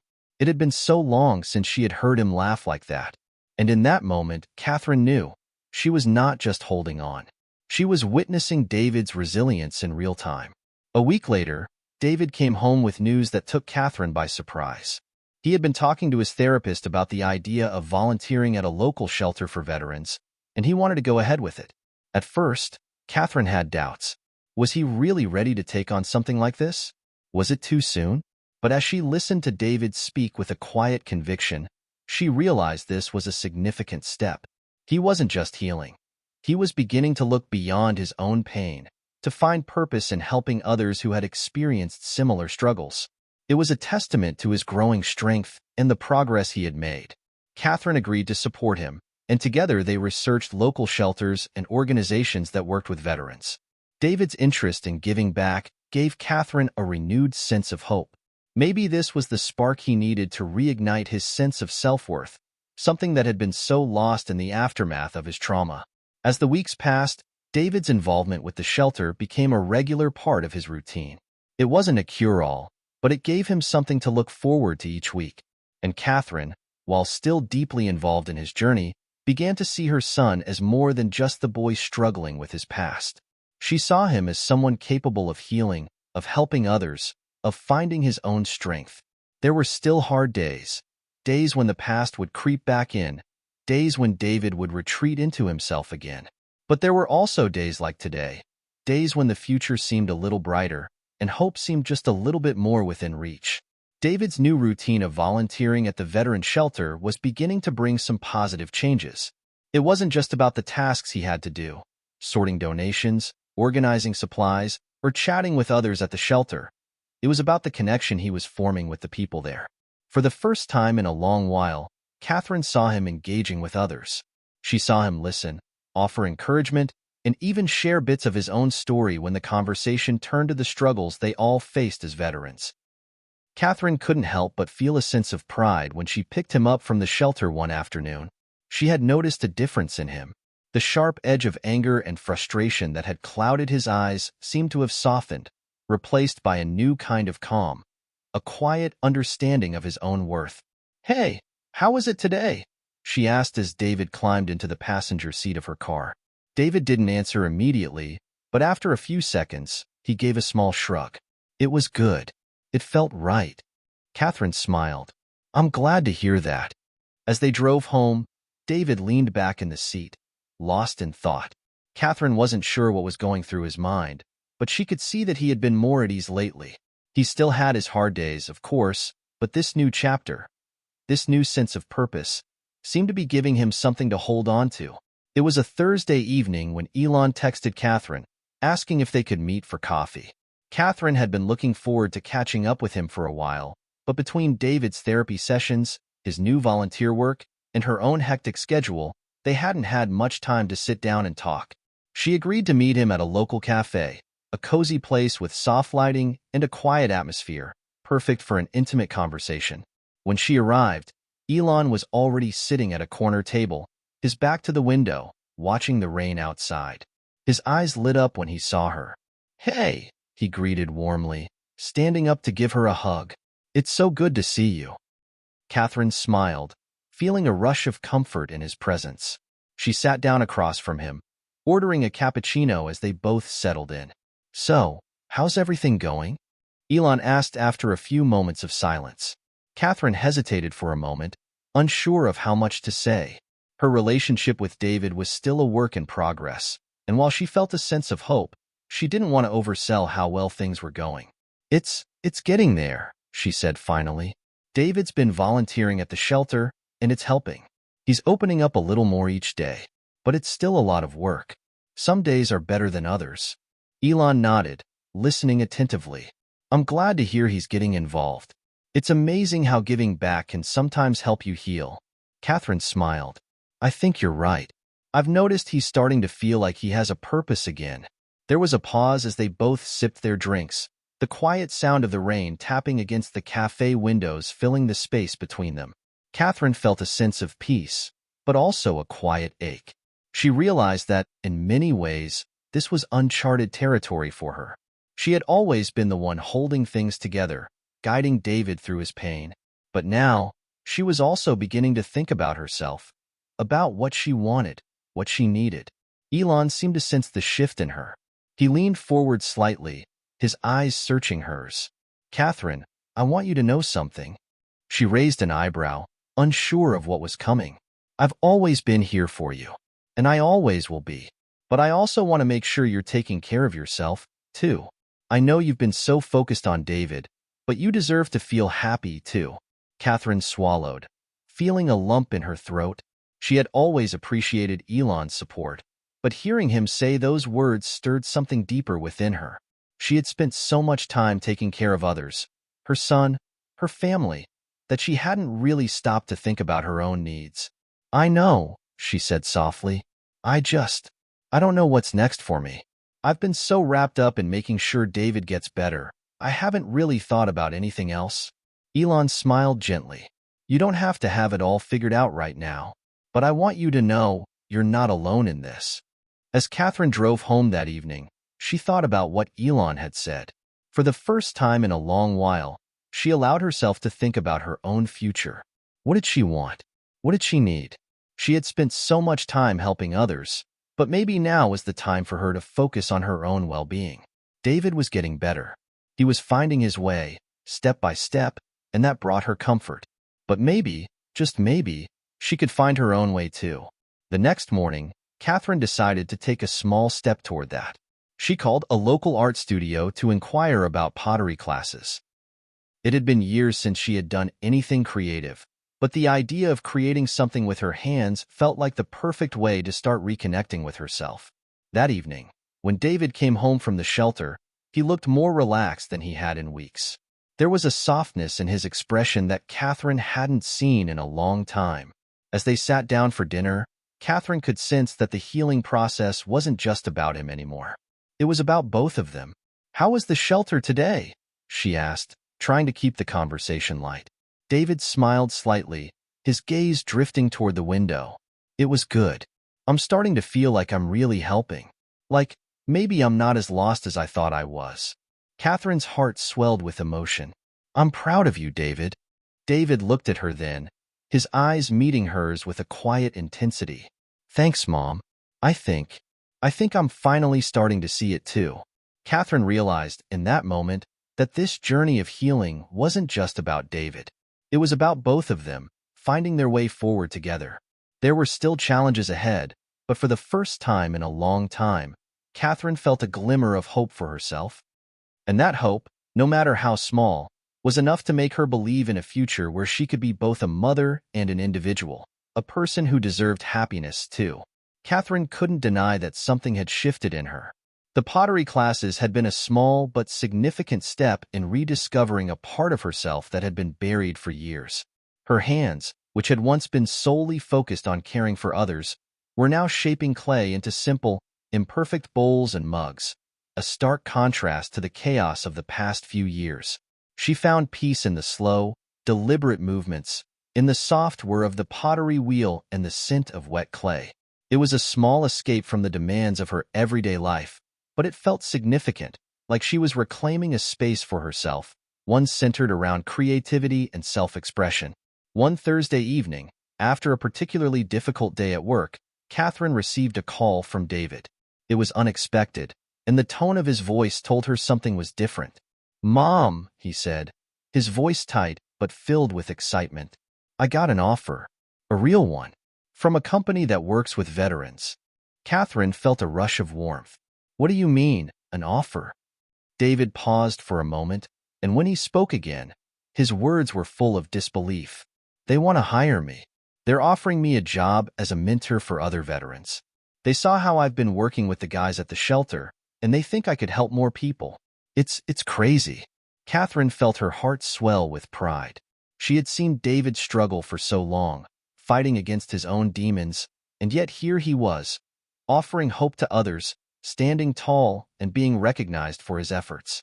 "That's amazing, David," she said, her voice trembling slightly. "I'm so proud of you. You've worked so hard for this." David's voice softened.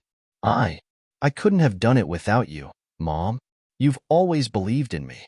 I think I'm ready for this, ready to do something real." Tears welled up in Catherine's eyes, but they were different tears from the ones she had shed in the past. These were tears of joy, of relief, of knowing that her son was finally stepping into his own future. "David, this is just the beginning," she said, her voice steady now. "You've come so far, and this job is going to help you keep moving forward. I know you can do this." The next few weeks were a whirlwind of preparations. David signed the contract with the Veteran Mentoring Organization, and he began to transition from his role at the shelter to his new job. It wasn't easy, and there were moments of doubt. But David was committed, and he had the determination to see it through. Meanwhile, Catherine's pottery classes became her own form of therapy. She would go to the studio after work, losing herself in the repetitive motions of shaping clay, and she found solace in the slow pace. She still wasn't sure what her next big step was, but she was beginning to feel that the pieces of her life were slowly coming together. One evening, after a long day, Catherine sat at her kitchen table, absent-mindedly shaping a lump of clay she had brought home from her class. David came into the room, looking tired but content. "Mom, I think I've got the hang of this," he said with a grin. "I'm learning how to help others, but I'm still figuring out how to help myself. I know that sounds weird, but it's the truth." Catherine put down the clay in front of her and looked at him. "David, I think you're already doing it. You're helping others by helping yourself. That's the first step." David nodded slowly, then sat down across from her. "I've been thinking a lot about what you said, about helping myself. I guess I never really understood it until now. It's like I've spent so much time trying to fix everything for other people that I forgot to take care of myself." Catherine smiled softly. "You're learning, David, and that's all any of us can do. Learn and grow." The next morning, Catherine woke up early, as she often did. She made coffee and sat on the porch for a few minutes, enjoying the cool morning air. She thought about the journey she had been on, the challenges, the setbacks, and the small victories that had led her to this point. It had been years since she had felt this kind of peace in her life.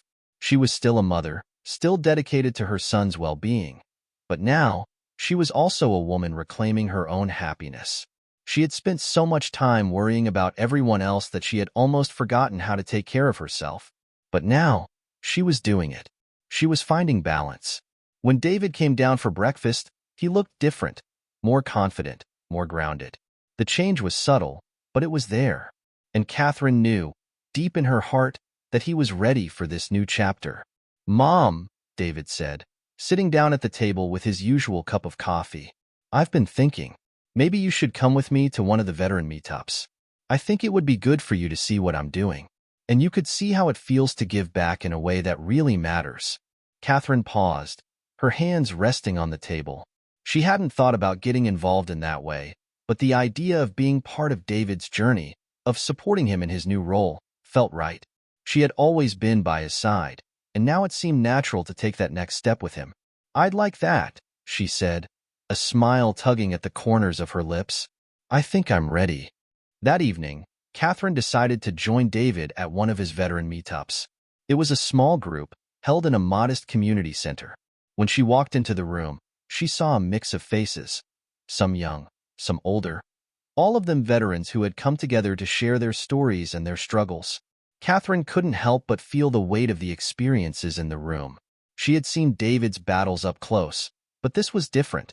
This was a room full of people who understood each other in ways that others couldn't. As she sat down next to David, he introduced her to a few of the other veterans. They shared their stories, laughed at jokes only they understood, and slowly, Catherine began to realize something.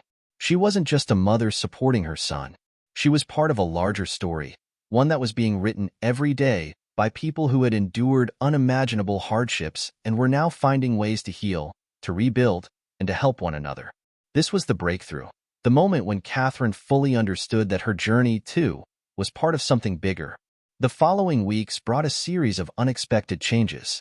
Catherine found herself balancing her pottery work with more frequent visits to the community center. She had started attending some of the veteran meetups with David, not as a passive observer, but as someone willing to contribute in her own way. The veterans had grown to appreciate her presence, and many of them seemed to find solace in her calm demeanor and willingness to listen. Catherine, in turn, was learning just how powerful the act of listening could be. David, too, was thriving in his new role. He had taken to his job as a mentor with a passion that surprised even him. He had always been someone who struggled to find his place, but now he was helping others navigate the same dark waters he had once drowned in. The work was difficult, emotionally draining at times, but he felt a sense of purpose that he had never experienced before. Each success, no matter how small, fueled his desire to do more. Yet, as the weeks passed, Catherine couldn't shake the feeling that something was still missing. She had been focused on taking care of David and rebuilding her own sense of self, but there was a lingering emptiness, an unsettled feeling that she couldn't quite pinpoint. The pottery, the meetups, even her newfound friendships, all of it was good, but it didn't seem to fill the space that had been left after her years of hardship. One Thursday evening, as she worked on a new piece of pottery, her phone buzzed. It was a text from David. "Got a call. They want me to come in for an interview. It's a big step. I'll tell you more when I get home." Catherine's heart skipped a beat. She had seen how hard David had worked for this moment. It was one thing for him to find stability, but this opportunity could take him to the next level. She didn't want to get her hopes up too high, but the thought of his dream coming true sent a rush of emotions through her. When David came home that evening, he was beaming. "Mom, you're looking at the future program coordinator of the Veteran Outreach Project. They offered me the position. It's official." Catherine's eyes widened with pride. She stood up, pulling him into a tight hug. "David, that's incredible. I knew you could do it." David laughed, the weight of the past few months lifting off his shoulders. "I'm honestly still in shock. This is everything I've been working toward. It's a real chance to make a difference, and I'm ready." Catherine could see the transformation in him, not just in his words, but in his posture, his energy. He was a man on a mission now, and she was so proud to see him standing tall, moving forward. But as David shared more about his new role, leading the outreach program for other veterans, Catherine began to feel that familiar pang of uncertainty. It wasn't about David, it was about her own path. She had spent so many years trying to keep up with the chaos of life, and now, even though she was more stable than ever before, there was still a part of her that felt like she hadn't quite figured it out. The next day, Catherine decided to take a walk to clear her mind. The neighborhood was quiet, the streets lined with old trees whose leaves had just started to turn golden with the change of the seasons. As she walked, her thoughts drifted to the future. She had always put her own dreams on hold, first for David, then for work, then for everyone else who needed her. But now, with David finding his footing, Catherine realized that she had an opportunity to do something more with her life. The question was, what? She knew she wasn't ready to leave the pottery behind. It had become a lifeline of sorts, a way for her to express herself when words failed. But she also knew she wasn't content simply being a listener at the veteran meetups. She wanted to do something that was uniquely hers, something that would help her find fulfillment beyond her role as a mother or a caretaker. As she passed a small local cafe, Catherine's gaze fell on a flyer on the bulletin board. It was an announcement for a small business development seminar for women over 40, focused on entrepreneurship and turning passions into business opportunities. The thought stopped her in her tracks. Could she take her pottery skills and turn them into a business? Could she create something from the ground up, just like David was doing? Later that evening, Catherine sat down with David to talk through her thoughts. He listened carefully, his eyes thoughtful. "I think it's a great idea, Mom," he said after a pause. "You've always had a gift for pottery. You're already doing something you love. Why not share it with others?" Catherine smiled, a bit nervously. "But what if I fail? What if I'm not good enough?" David shook his head. "You're good enough. You've been working on this for months now, and look how much you've grown. I'm proud of you, and I think you'll surprise yourself." Catherine's heart fluttered at his words. David had always been her biggest critic, but now, He was the one encouraging her to take a leap of faith. The seminar would be starting in a few weeks. Catherine decided to sign up. The days that followed were filled with a mix of excitement and nervousness. Catherine continued to work on her pottery, attending the seminar sessions, and reading up on how to turn a passion into a business. She started to think more about what she wanted her pottery business to look like. Would she sell online? Or open a small studio? What kind of pieces would she make? There was so much to think about, and yet, for the first time in a long while, it felt like everything was coming together. When Catherine told her friends at the veteran meetups about her new venture, they were supportive, offering advice and even some connections. "We'll help spread the word when you're ready to launch," one of the women said with a smile. "There's a lot of veterans here who could use something like this to get started." Catherine felt a warmth in her chest at their support. It wasn't just about pottery. It was about creating something meaningful that could help others along the way. The weeks following the seminar flew by in a blur of excitement and uncertainty. Catherine had signed up for all the business development workshops she could find, reading everything from online articles to books on marketing and entrepreneurship. She learned the basics of branding, setting up an online store, and the importance of networking. But it wasn't the technical side of starting a business that consumed her thoughts. It was the fear of stepping into the unknown. She had always been cautious, content to follow the routines that made her life feel stable. Pottery had been her escape, her way of coping with the chaos around her. But now, it was becoming something much bigger, something that required commitment and risks. The thought of turning her passion into a business filled her with both excitement and dread. One afternoon, as Catherine worked on a new piece for her potential business, she found herself staring at the unfinished sculpture in front of her. The clay seemed to mock her, asking the question she couldn't avoid. "Are you really ready for this?" The fear of failure loomed over her, whispering in the back of her mind. She had been down this road before, starting something only to watch it crumble. Her past had been filled with moments of hope dashed by circumstances beyond her control. And yet, there was a part of her that still believed in the possibility of success, that this time could be different. She was just about to reach for her phone when a knock at the door interrupted her thoughts. It was David, his face beaming with a smile. He had come straight from work, excited to share his latest news.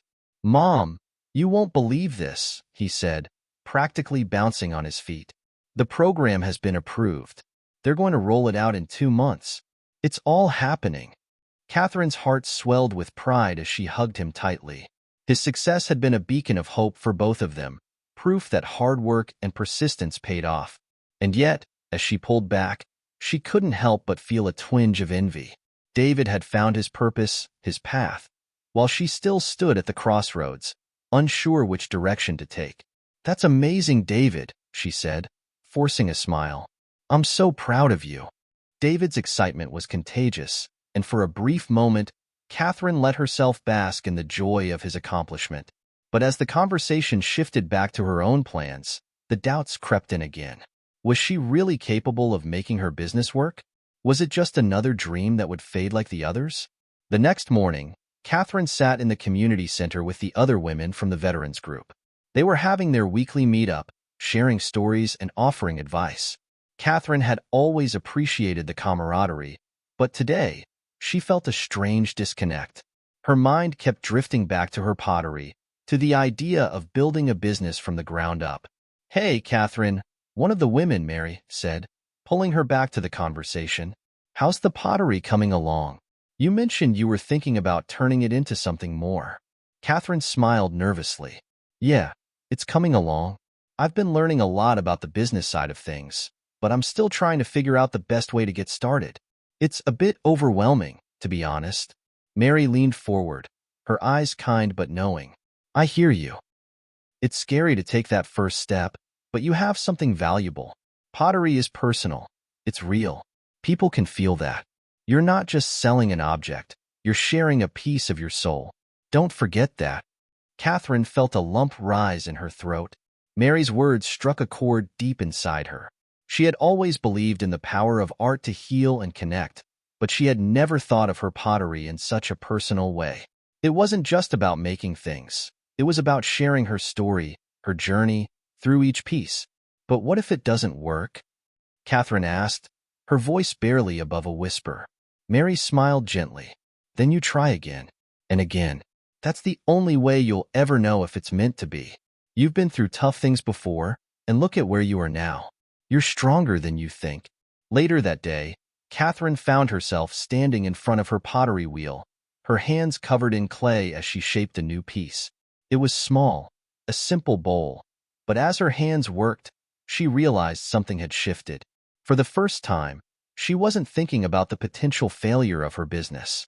Instead, she was focused on the beauty of creating something with her own hands, the satisfaction of transforming raw materials into art. It didn't matter if it sold or not. This was hers. This was her expression, her story. David's words echoed in her mind. You're good enough. You've been working on this for months now, and look how much you've grown. Catherine realized that he wasn't just talking about the pottery. He was talking about her growth as a person. The fear was always going to be there, but it didn't have to control her anymore. A week later, Catherine took a deep breath and clicked the Submit button on her newly created website. She had spent hours perfecting her online store, carefully photographing each piece of pottery, writing descriptions, and setting up a simple yet elegant design. She wasn't ready to announce it to the world, but she felt that first rush of excitement as she shared her work for the first time. She looked at the screen, her heart racing. It wasn't perfect, but it was a start. And sometimes that was all it took. Catherine's online store had been live for 2 weeks, but the silence was deafening. She checked her email obsessively, hoping for that first notification that someone had bought a piece of her pottery. But nothing came. No sales. No messages. Not even a like or a comment on her social media pages. It was frustrating. All those hours spent perfecting the website, crafting the perfect product descriptions, taking professional photos. It was supposed to lead to something. Yet, she felt like she was shouting into the void. It wasn't just the lack of sales that weighed on her. It was the feeling of doubt creeping in. Maybe she wasn't good enough. Maybe her pottery wasn't what people wanted. Maybe she was just wasting her time. The fear of failure, which she had tried so hard to overcome, was creeping back in, suffocating her progress. David had been her biggest cheerleader. He would send texts almost daily, encouraging her and checking in on how the business was doing. His support meant the world to her, but even his optimism couldn't erase the feeling of discouragement settling deep in her chest. How long could she keep pouring her heart into this if no one seemed interested? The turning point came on a quiet Tuesday afternoon, 3 days after Catherine had all but given up hope. She was at her workbench, glazing a new batch of bowls, when her phone buzzed. She picked it up, her heart still heavy with resignation, and glanced at the screen. Subject: Order confirmation. It was an email from her website. A sale. Her heart skipped a beat. She couldn't believe it. Someone had actually bought one of her pieces. She quickly opened the email, her hands shaking as she read the details. Order: 1 blue speckled bowl. Customer: Hannah P. Catherine smiled to herself, a mix of disbelief and pure joy flooding her senses. It wasn't much, 1 bowl, but it was a start. She had made her first sale. Someone out there believed in her pottery enough to spend money on it. With a newfound sense of purpose, Catherine immediately started packing the bowl, carefully wrapping it in bubble wrap and tissue paper, her hands moving with precision and care. This was more than just shipping an order. This was proof that her work mattered, that she could do this. She dropped the package off at the post office later that afternoon, and as she walked back to her car, she felt a weight lift off her shoulders. This wasn't the end of her journey. It was the beginning. One sale didn't mean success, but it was the confirmation that people were interested in her work. There was a market out there for what she had to offer. Over the next few weeks, Catherine's confidence slowly began to build. With each passing day, she pushed through the doubts and focused on the positive. She continued to post on social media, sharing not just photos of her pottery, but also snippets of her creative process, the story behind each piece, and glimpses of her personal journey. Her following grew, albeit slowly. A few more sales trickled in, and while it wasn't enough to turn her business into a full-time venture just yet, it was progress. The connection with her customers was becoming more meaningful. Every sale felt like a personal victory. One afternoon, Catherine received a message on Instagram from a woman named Hannah, the customer who had bought the blue speckled bowl. Message from Hannah. Hi, Catherine. I just received my bowl, and I'm in love with it. I can see the care and attention you put into your work. Thank you so much for sharing your talent with the world. I've already placed it on my kitchen shelf, and it looks perfect. I can't wait to see what other pieces you create. Reading the message brought a smile to Catherine's face, her heart swelling with pride. It was a simple message, but it made all the difference. She had connected with someone through her work. It wasn't just about making sales. It was about creating something that resonated with people. It was the kind of validation she had been longing for. Later that evening, as Catherine sat at the kitchen table with a cup of tea, she reflected on the journey so far. It hadn't been easy. There had been moments of doubt, frustration, and fear. But every step, no matter how small, was a step forward.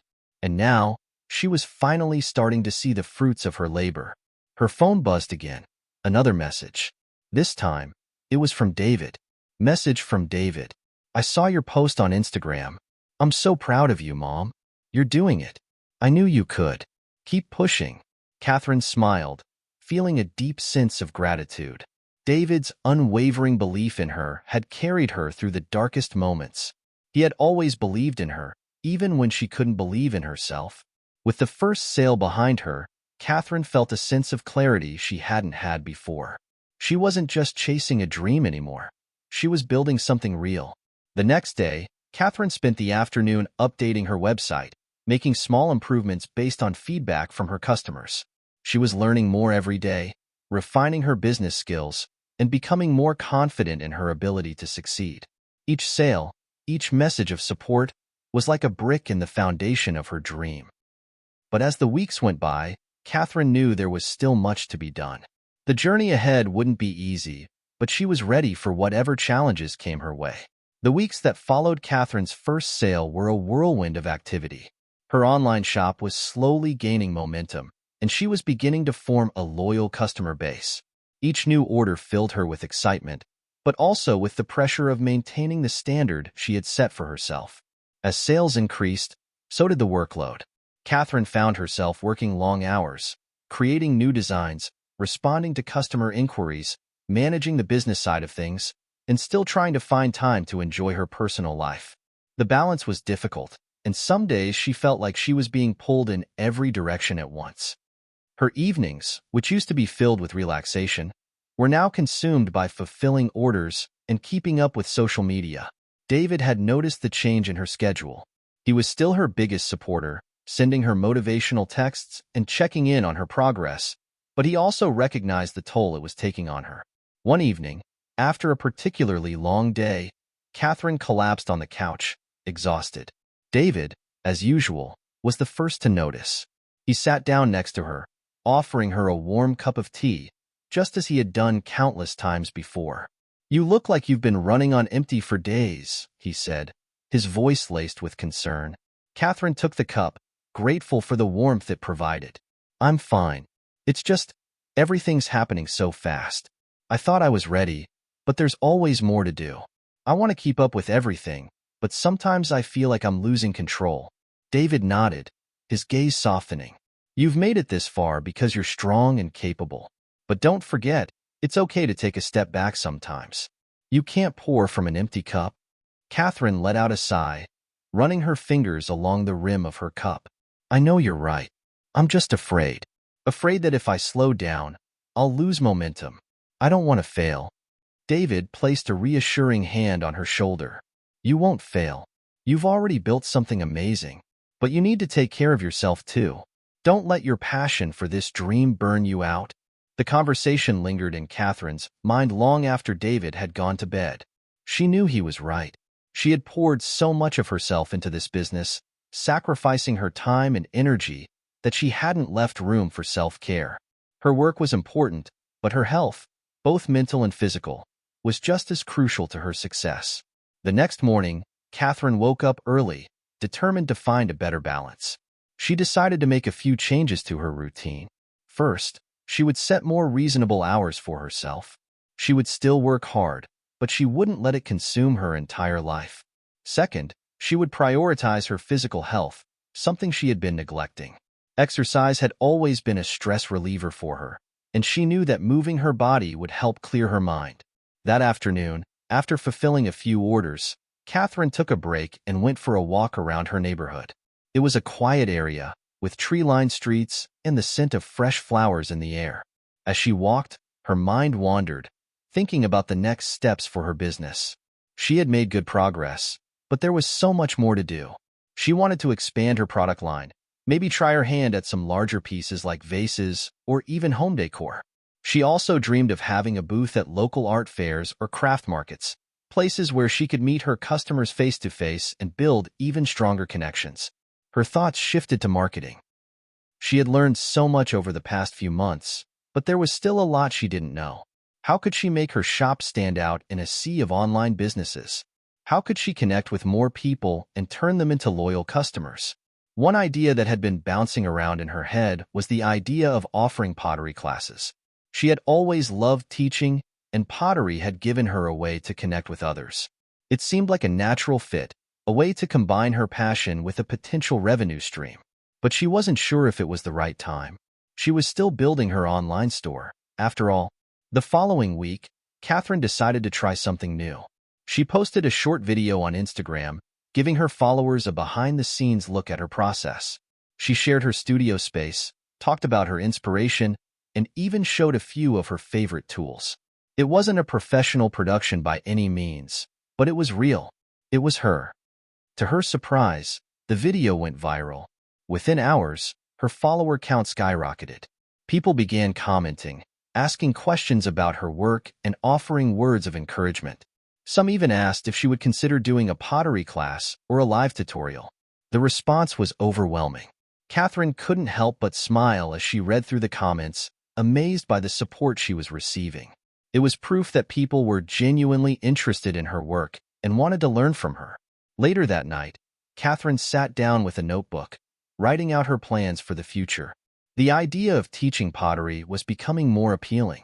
If she could offer classes in person, it would create a more personal connection with her customers.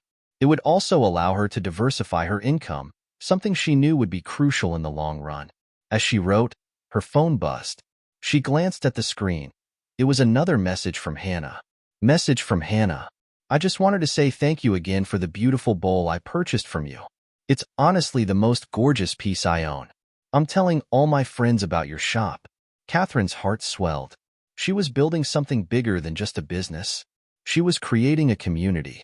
It was moments like this that reminded her why she was doing this. She had a long road ahead, but now she was starting to see where it could take her. One step at a time. One customer at a time. And with the support of those who believed in her, Catherine knew she was on the right path. Catherine awoke the next morning feeling refreshed.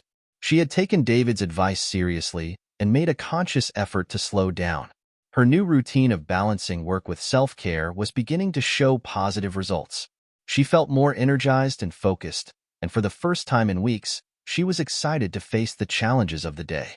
After making herself a cup of coffee, she sat down at her workbench and started planning the next phase of her business.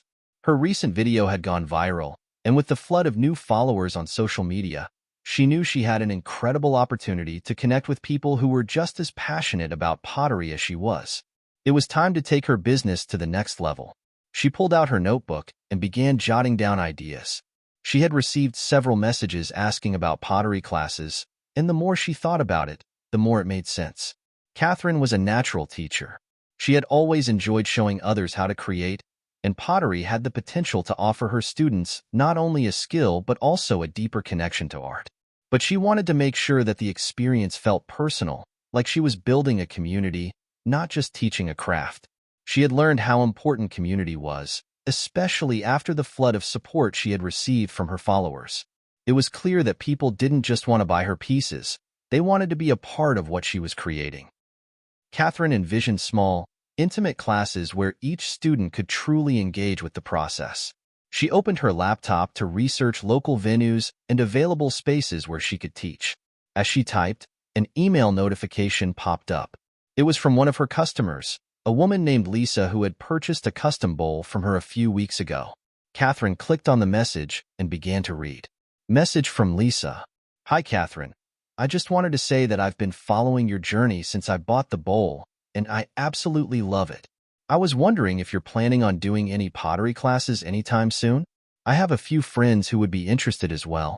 It would be so cool to learn from you directly. Catherine smiled as she read the message. This was exactly the kind of engagement she had been hoping for, a genuine interest in her work and an openness to learning from her. She quickly typed a reply. Reply to Lisa. Hi Lisa. I'm so glad you love the bowl. Your message made my day. I'm actually in the process of planning some pottery classes, and I would love to have you and your friends join me. I'll be sure to send you all the details once I finalize everything. Thank you for your support. After sending the email, Catherine felt a surge of excitement. Lisa's message was a clear sign that she was on the right track. She began to feel the weight of the possibilities before her, the idea of growing not just a business, but a community of like-minded individuals who shared her passion for pottery. Later that afternoon, Catherine received a call from her cousin, Emily, who had always been one of her biggest supporters. Catherine, I've been hearing about your pottery classes. This is amazing, Emily said enthusiastically. I have a few friends who would love to join. They've seen your work on Instagram, and they're all dying to learn from you. Catherine laughed, feeling a sense of pride. Thanks, Emily. That means a lot. I'm still figuring everything out, but I'm excited to get started. They talked for a while longer about logistics and potential dates for the classes. Emily had some great suggestions about local community centers where Catherine could rent space for the classes. She also mentioned that she had a friend who worked at a local art store and might be able to supply some materials at a discounted rate. By the time the conversation ended, Catherine had a clearer vision for the classes. She knew that she wanted to keep them small and personal, no more than 6 to 8 students per session, so that everyone could receive one-on-one attention. She also wanted to incorporate a social element, perhaps a pottery night where students could bring their friends, enjoy some food and drinks, and create together. The next few days were filled with research and planning. Catherine was determined to create an experience that was unique, something that not only taught pottery but also brought people together. She set up a calendar for the upcoming classes, designed a simple web page for easy registration, and started brainstorming ideas for promotional materials. Her social media following continued to grow, and she began receiving direct messages from people asking when the classes would start. It was clear that there was a real demand for this, and Catherine was more confident than ever that she could make this work. As she prepared for the first class, Catherine felt a mixture of nerves and excitement. She had always dreamed of sharing her craft with others, but now that the moment was finally here, she couldn't help but feel a little overwhelmed. She spent hours perfecting her lesson plan, ensuring that the students would have a fulfilling and enjoyable experience. The night before the first class, Catherine sat in her studio, reflecting on how far she had come. Just a few months ago, she had been living on the streets, unsure of what her future held. Now, she was about to teach others how to do something she loved. It was a humbling thought. David had been a constant support throughout this journey, encouraging her at every step. That evening, he sent her a message. I know you're nervous, but I believe in you. You've come so far, and tomorrow is just the beginning. You've got this. She smiled at his words. He had always been there for her, and now she was ready to take this next step, not just for herself, but for the community she was building. The morning of the first class arrived, and Catherine was up early, making sure everything was in place. Her studio had been transformed into a welcoming space. The shelves were neatly stocked with fresh clay, tools, and pottery wheels, and she had even placed a few of her own creations on display to inspire her students. She had planned every detail carefully, from the layout to the materials, and now all she needed was for the students to walk through the door. She checked her phone for the last time. Lisa had confirmed her spot, along with her friends, and Catherine knew she'd have a small, but dedicated group for the first session. Despite the calm exterior, Catherine's heart was racing. This was a big step. She had never taught a class before, and even though she knew the craft inside and out, teaching it to others was a whole new experience. By the time the students arrived, Catherine had made a mental checklist of everything she needed to do. She greeted each person with a smile, introducing herself and making them feel comfortable. It was clear they were just as excited as she was. The first student to walk in was Lisa, who had been the catalyst for this idea. Catherine was glad to see her. Having a familiar face in the room eased some of her nerves. "Hi, Catherine. I'm so excited for today," Lisa said with a wide grin. She was joined by two other women, both of whom looked eager and ready to dive in. "Welcome. I'm so glad you could all make it," Catherine replied, motioning them to take their seats around the workstations. "Today's going to be a lot of fun. We'll start with some basic techniques and work our way up from there." Catherine's approach was simple but effective.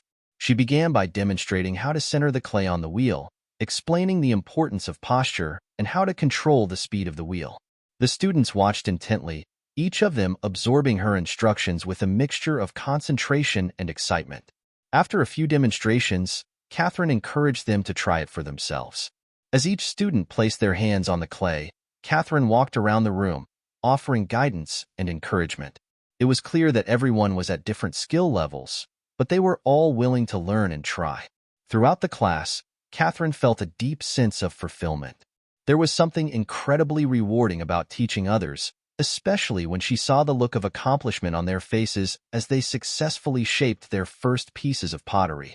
It wasn't just about the clay. It was about the process, the focus, and the small victories along the way.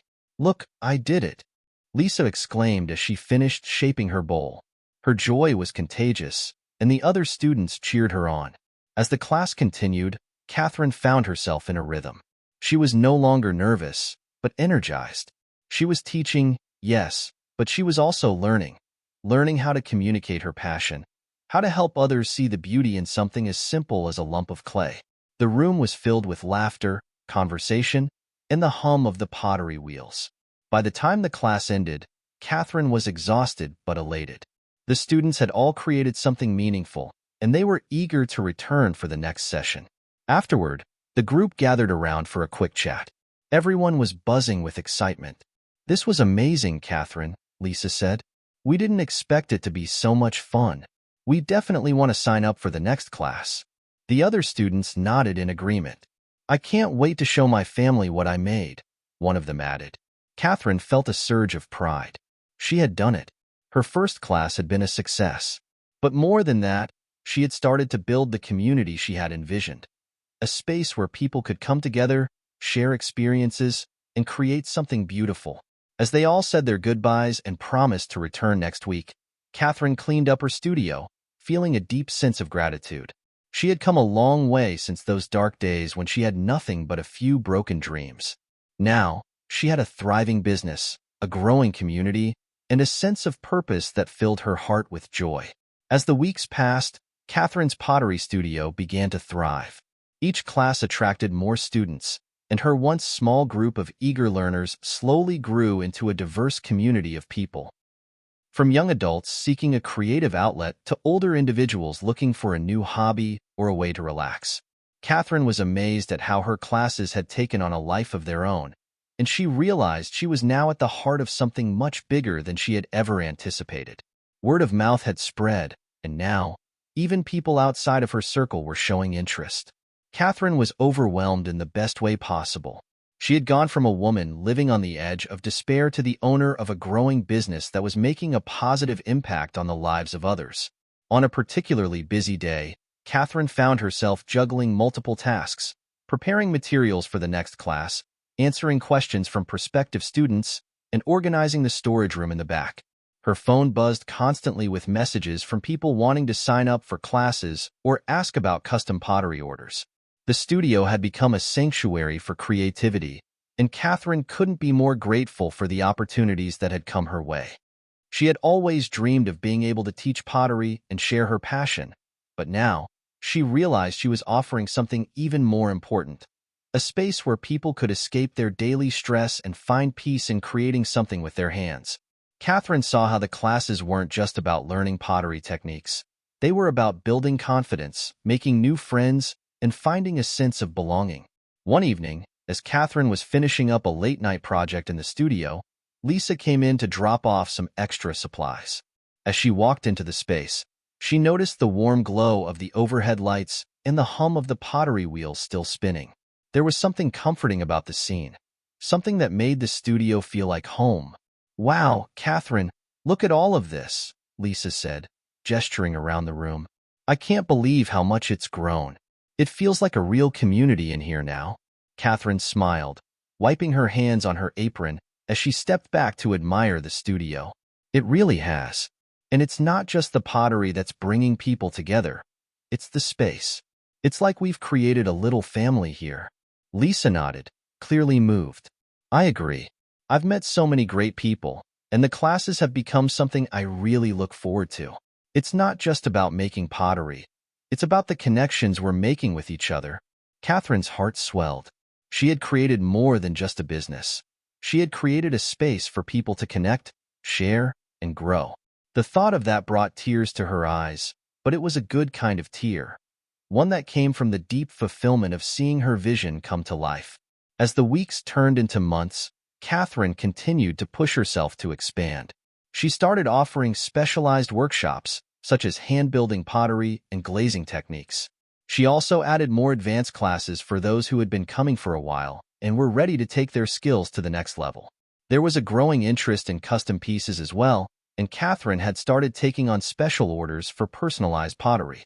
One day, while she was finishing up a consultation with a client, she received an unexpected call. It was from a local business looking to collaborate with her studio for a community event. They were interested in featuring Catherine's work in a local arts and crafts fair, and they wanted her to lead a pottery demonstration. It was a huge opportunity, and Catherine couldn't believe how far she had come. The event was just another step in the journey that had taken her from a woman struggling to survive to someone whose work was now being recognized and appreciated by the community. Catherine was beginning to see that everything she had worked for, everything she had endured, was leading her to this moment. That evening, after the studio had closed, Catherine stood in the middle of the space and took it all in. It was no longer just a room filled with clay and pottery wheels. It was a place of growth, connection, and transformation. And it was all possible because she had dared to believe in herself. The day of the Arts and Crafts Fair arrived, and Catherine felt a mix of excitement and nerves as she set up her booth. She had carefully arranged her pottery, showcasing the unique designs she had poured so much heart into. The fair was bustling with people, families, art lovers, and curious visitors, and Catherine couldn't help but feel a little out of place at first. But then, as she started chatting with the other artists, she realized she was exactly where she was meant to be.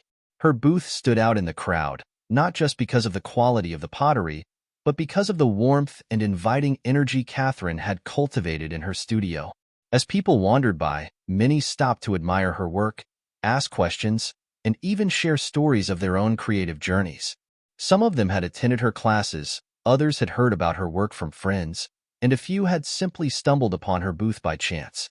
Among the visitors, Catherine noticed a few familiar faces, her regular students, Lisa, and even some of the people she had helped through the community outreach programs. It was incredible to see the support of the people who had been with her every step of the way. When it was time for her pottery demonstration, Catherine took a deep breath and stepped up in front of the crowd. She had done demonstrations before, but this felt different. This was an opportunity to show not just her skills, but the heart and soul behind her work. She explained the process, shared some tips, and answered questions with a confidence that came from months of practice, learning, and growing alongside her students. As the crowd gathered around, Catherine couldn't help but smile. She had come so far, from a woman without a home and no clear path forward, to a successful artist, teacher, and business owner. The fair wasn't just about selling pottery. It was about celebrating the community she had built, the art she had created, and the personal transformation she had experienced. At the end of the day, as the fair was winding down, Catherine was approached by a woman who had been watching her demonstration from the back. She introduced herself as Jennifer, a curator for a well-known local gallery. Jennifer told Catherine she had been impressed by her pottery and the way she connected with the audience. She then made Catherine an unexpected offer, an opportunity to showcase her work in an upcoming gallery exhibition. Catherine's heart raced. This was a moment she had never imagined possible. A chance to have her work featured in a prestigious gallery. Her pottery, something that had once been a symbol of her struggle, was now being recognized as art. The weight of the offer hit her, and for a moment, she felt overwhelmed.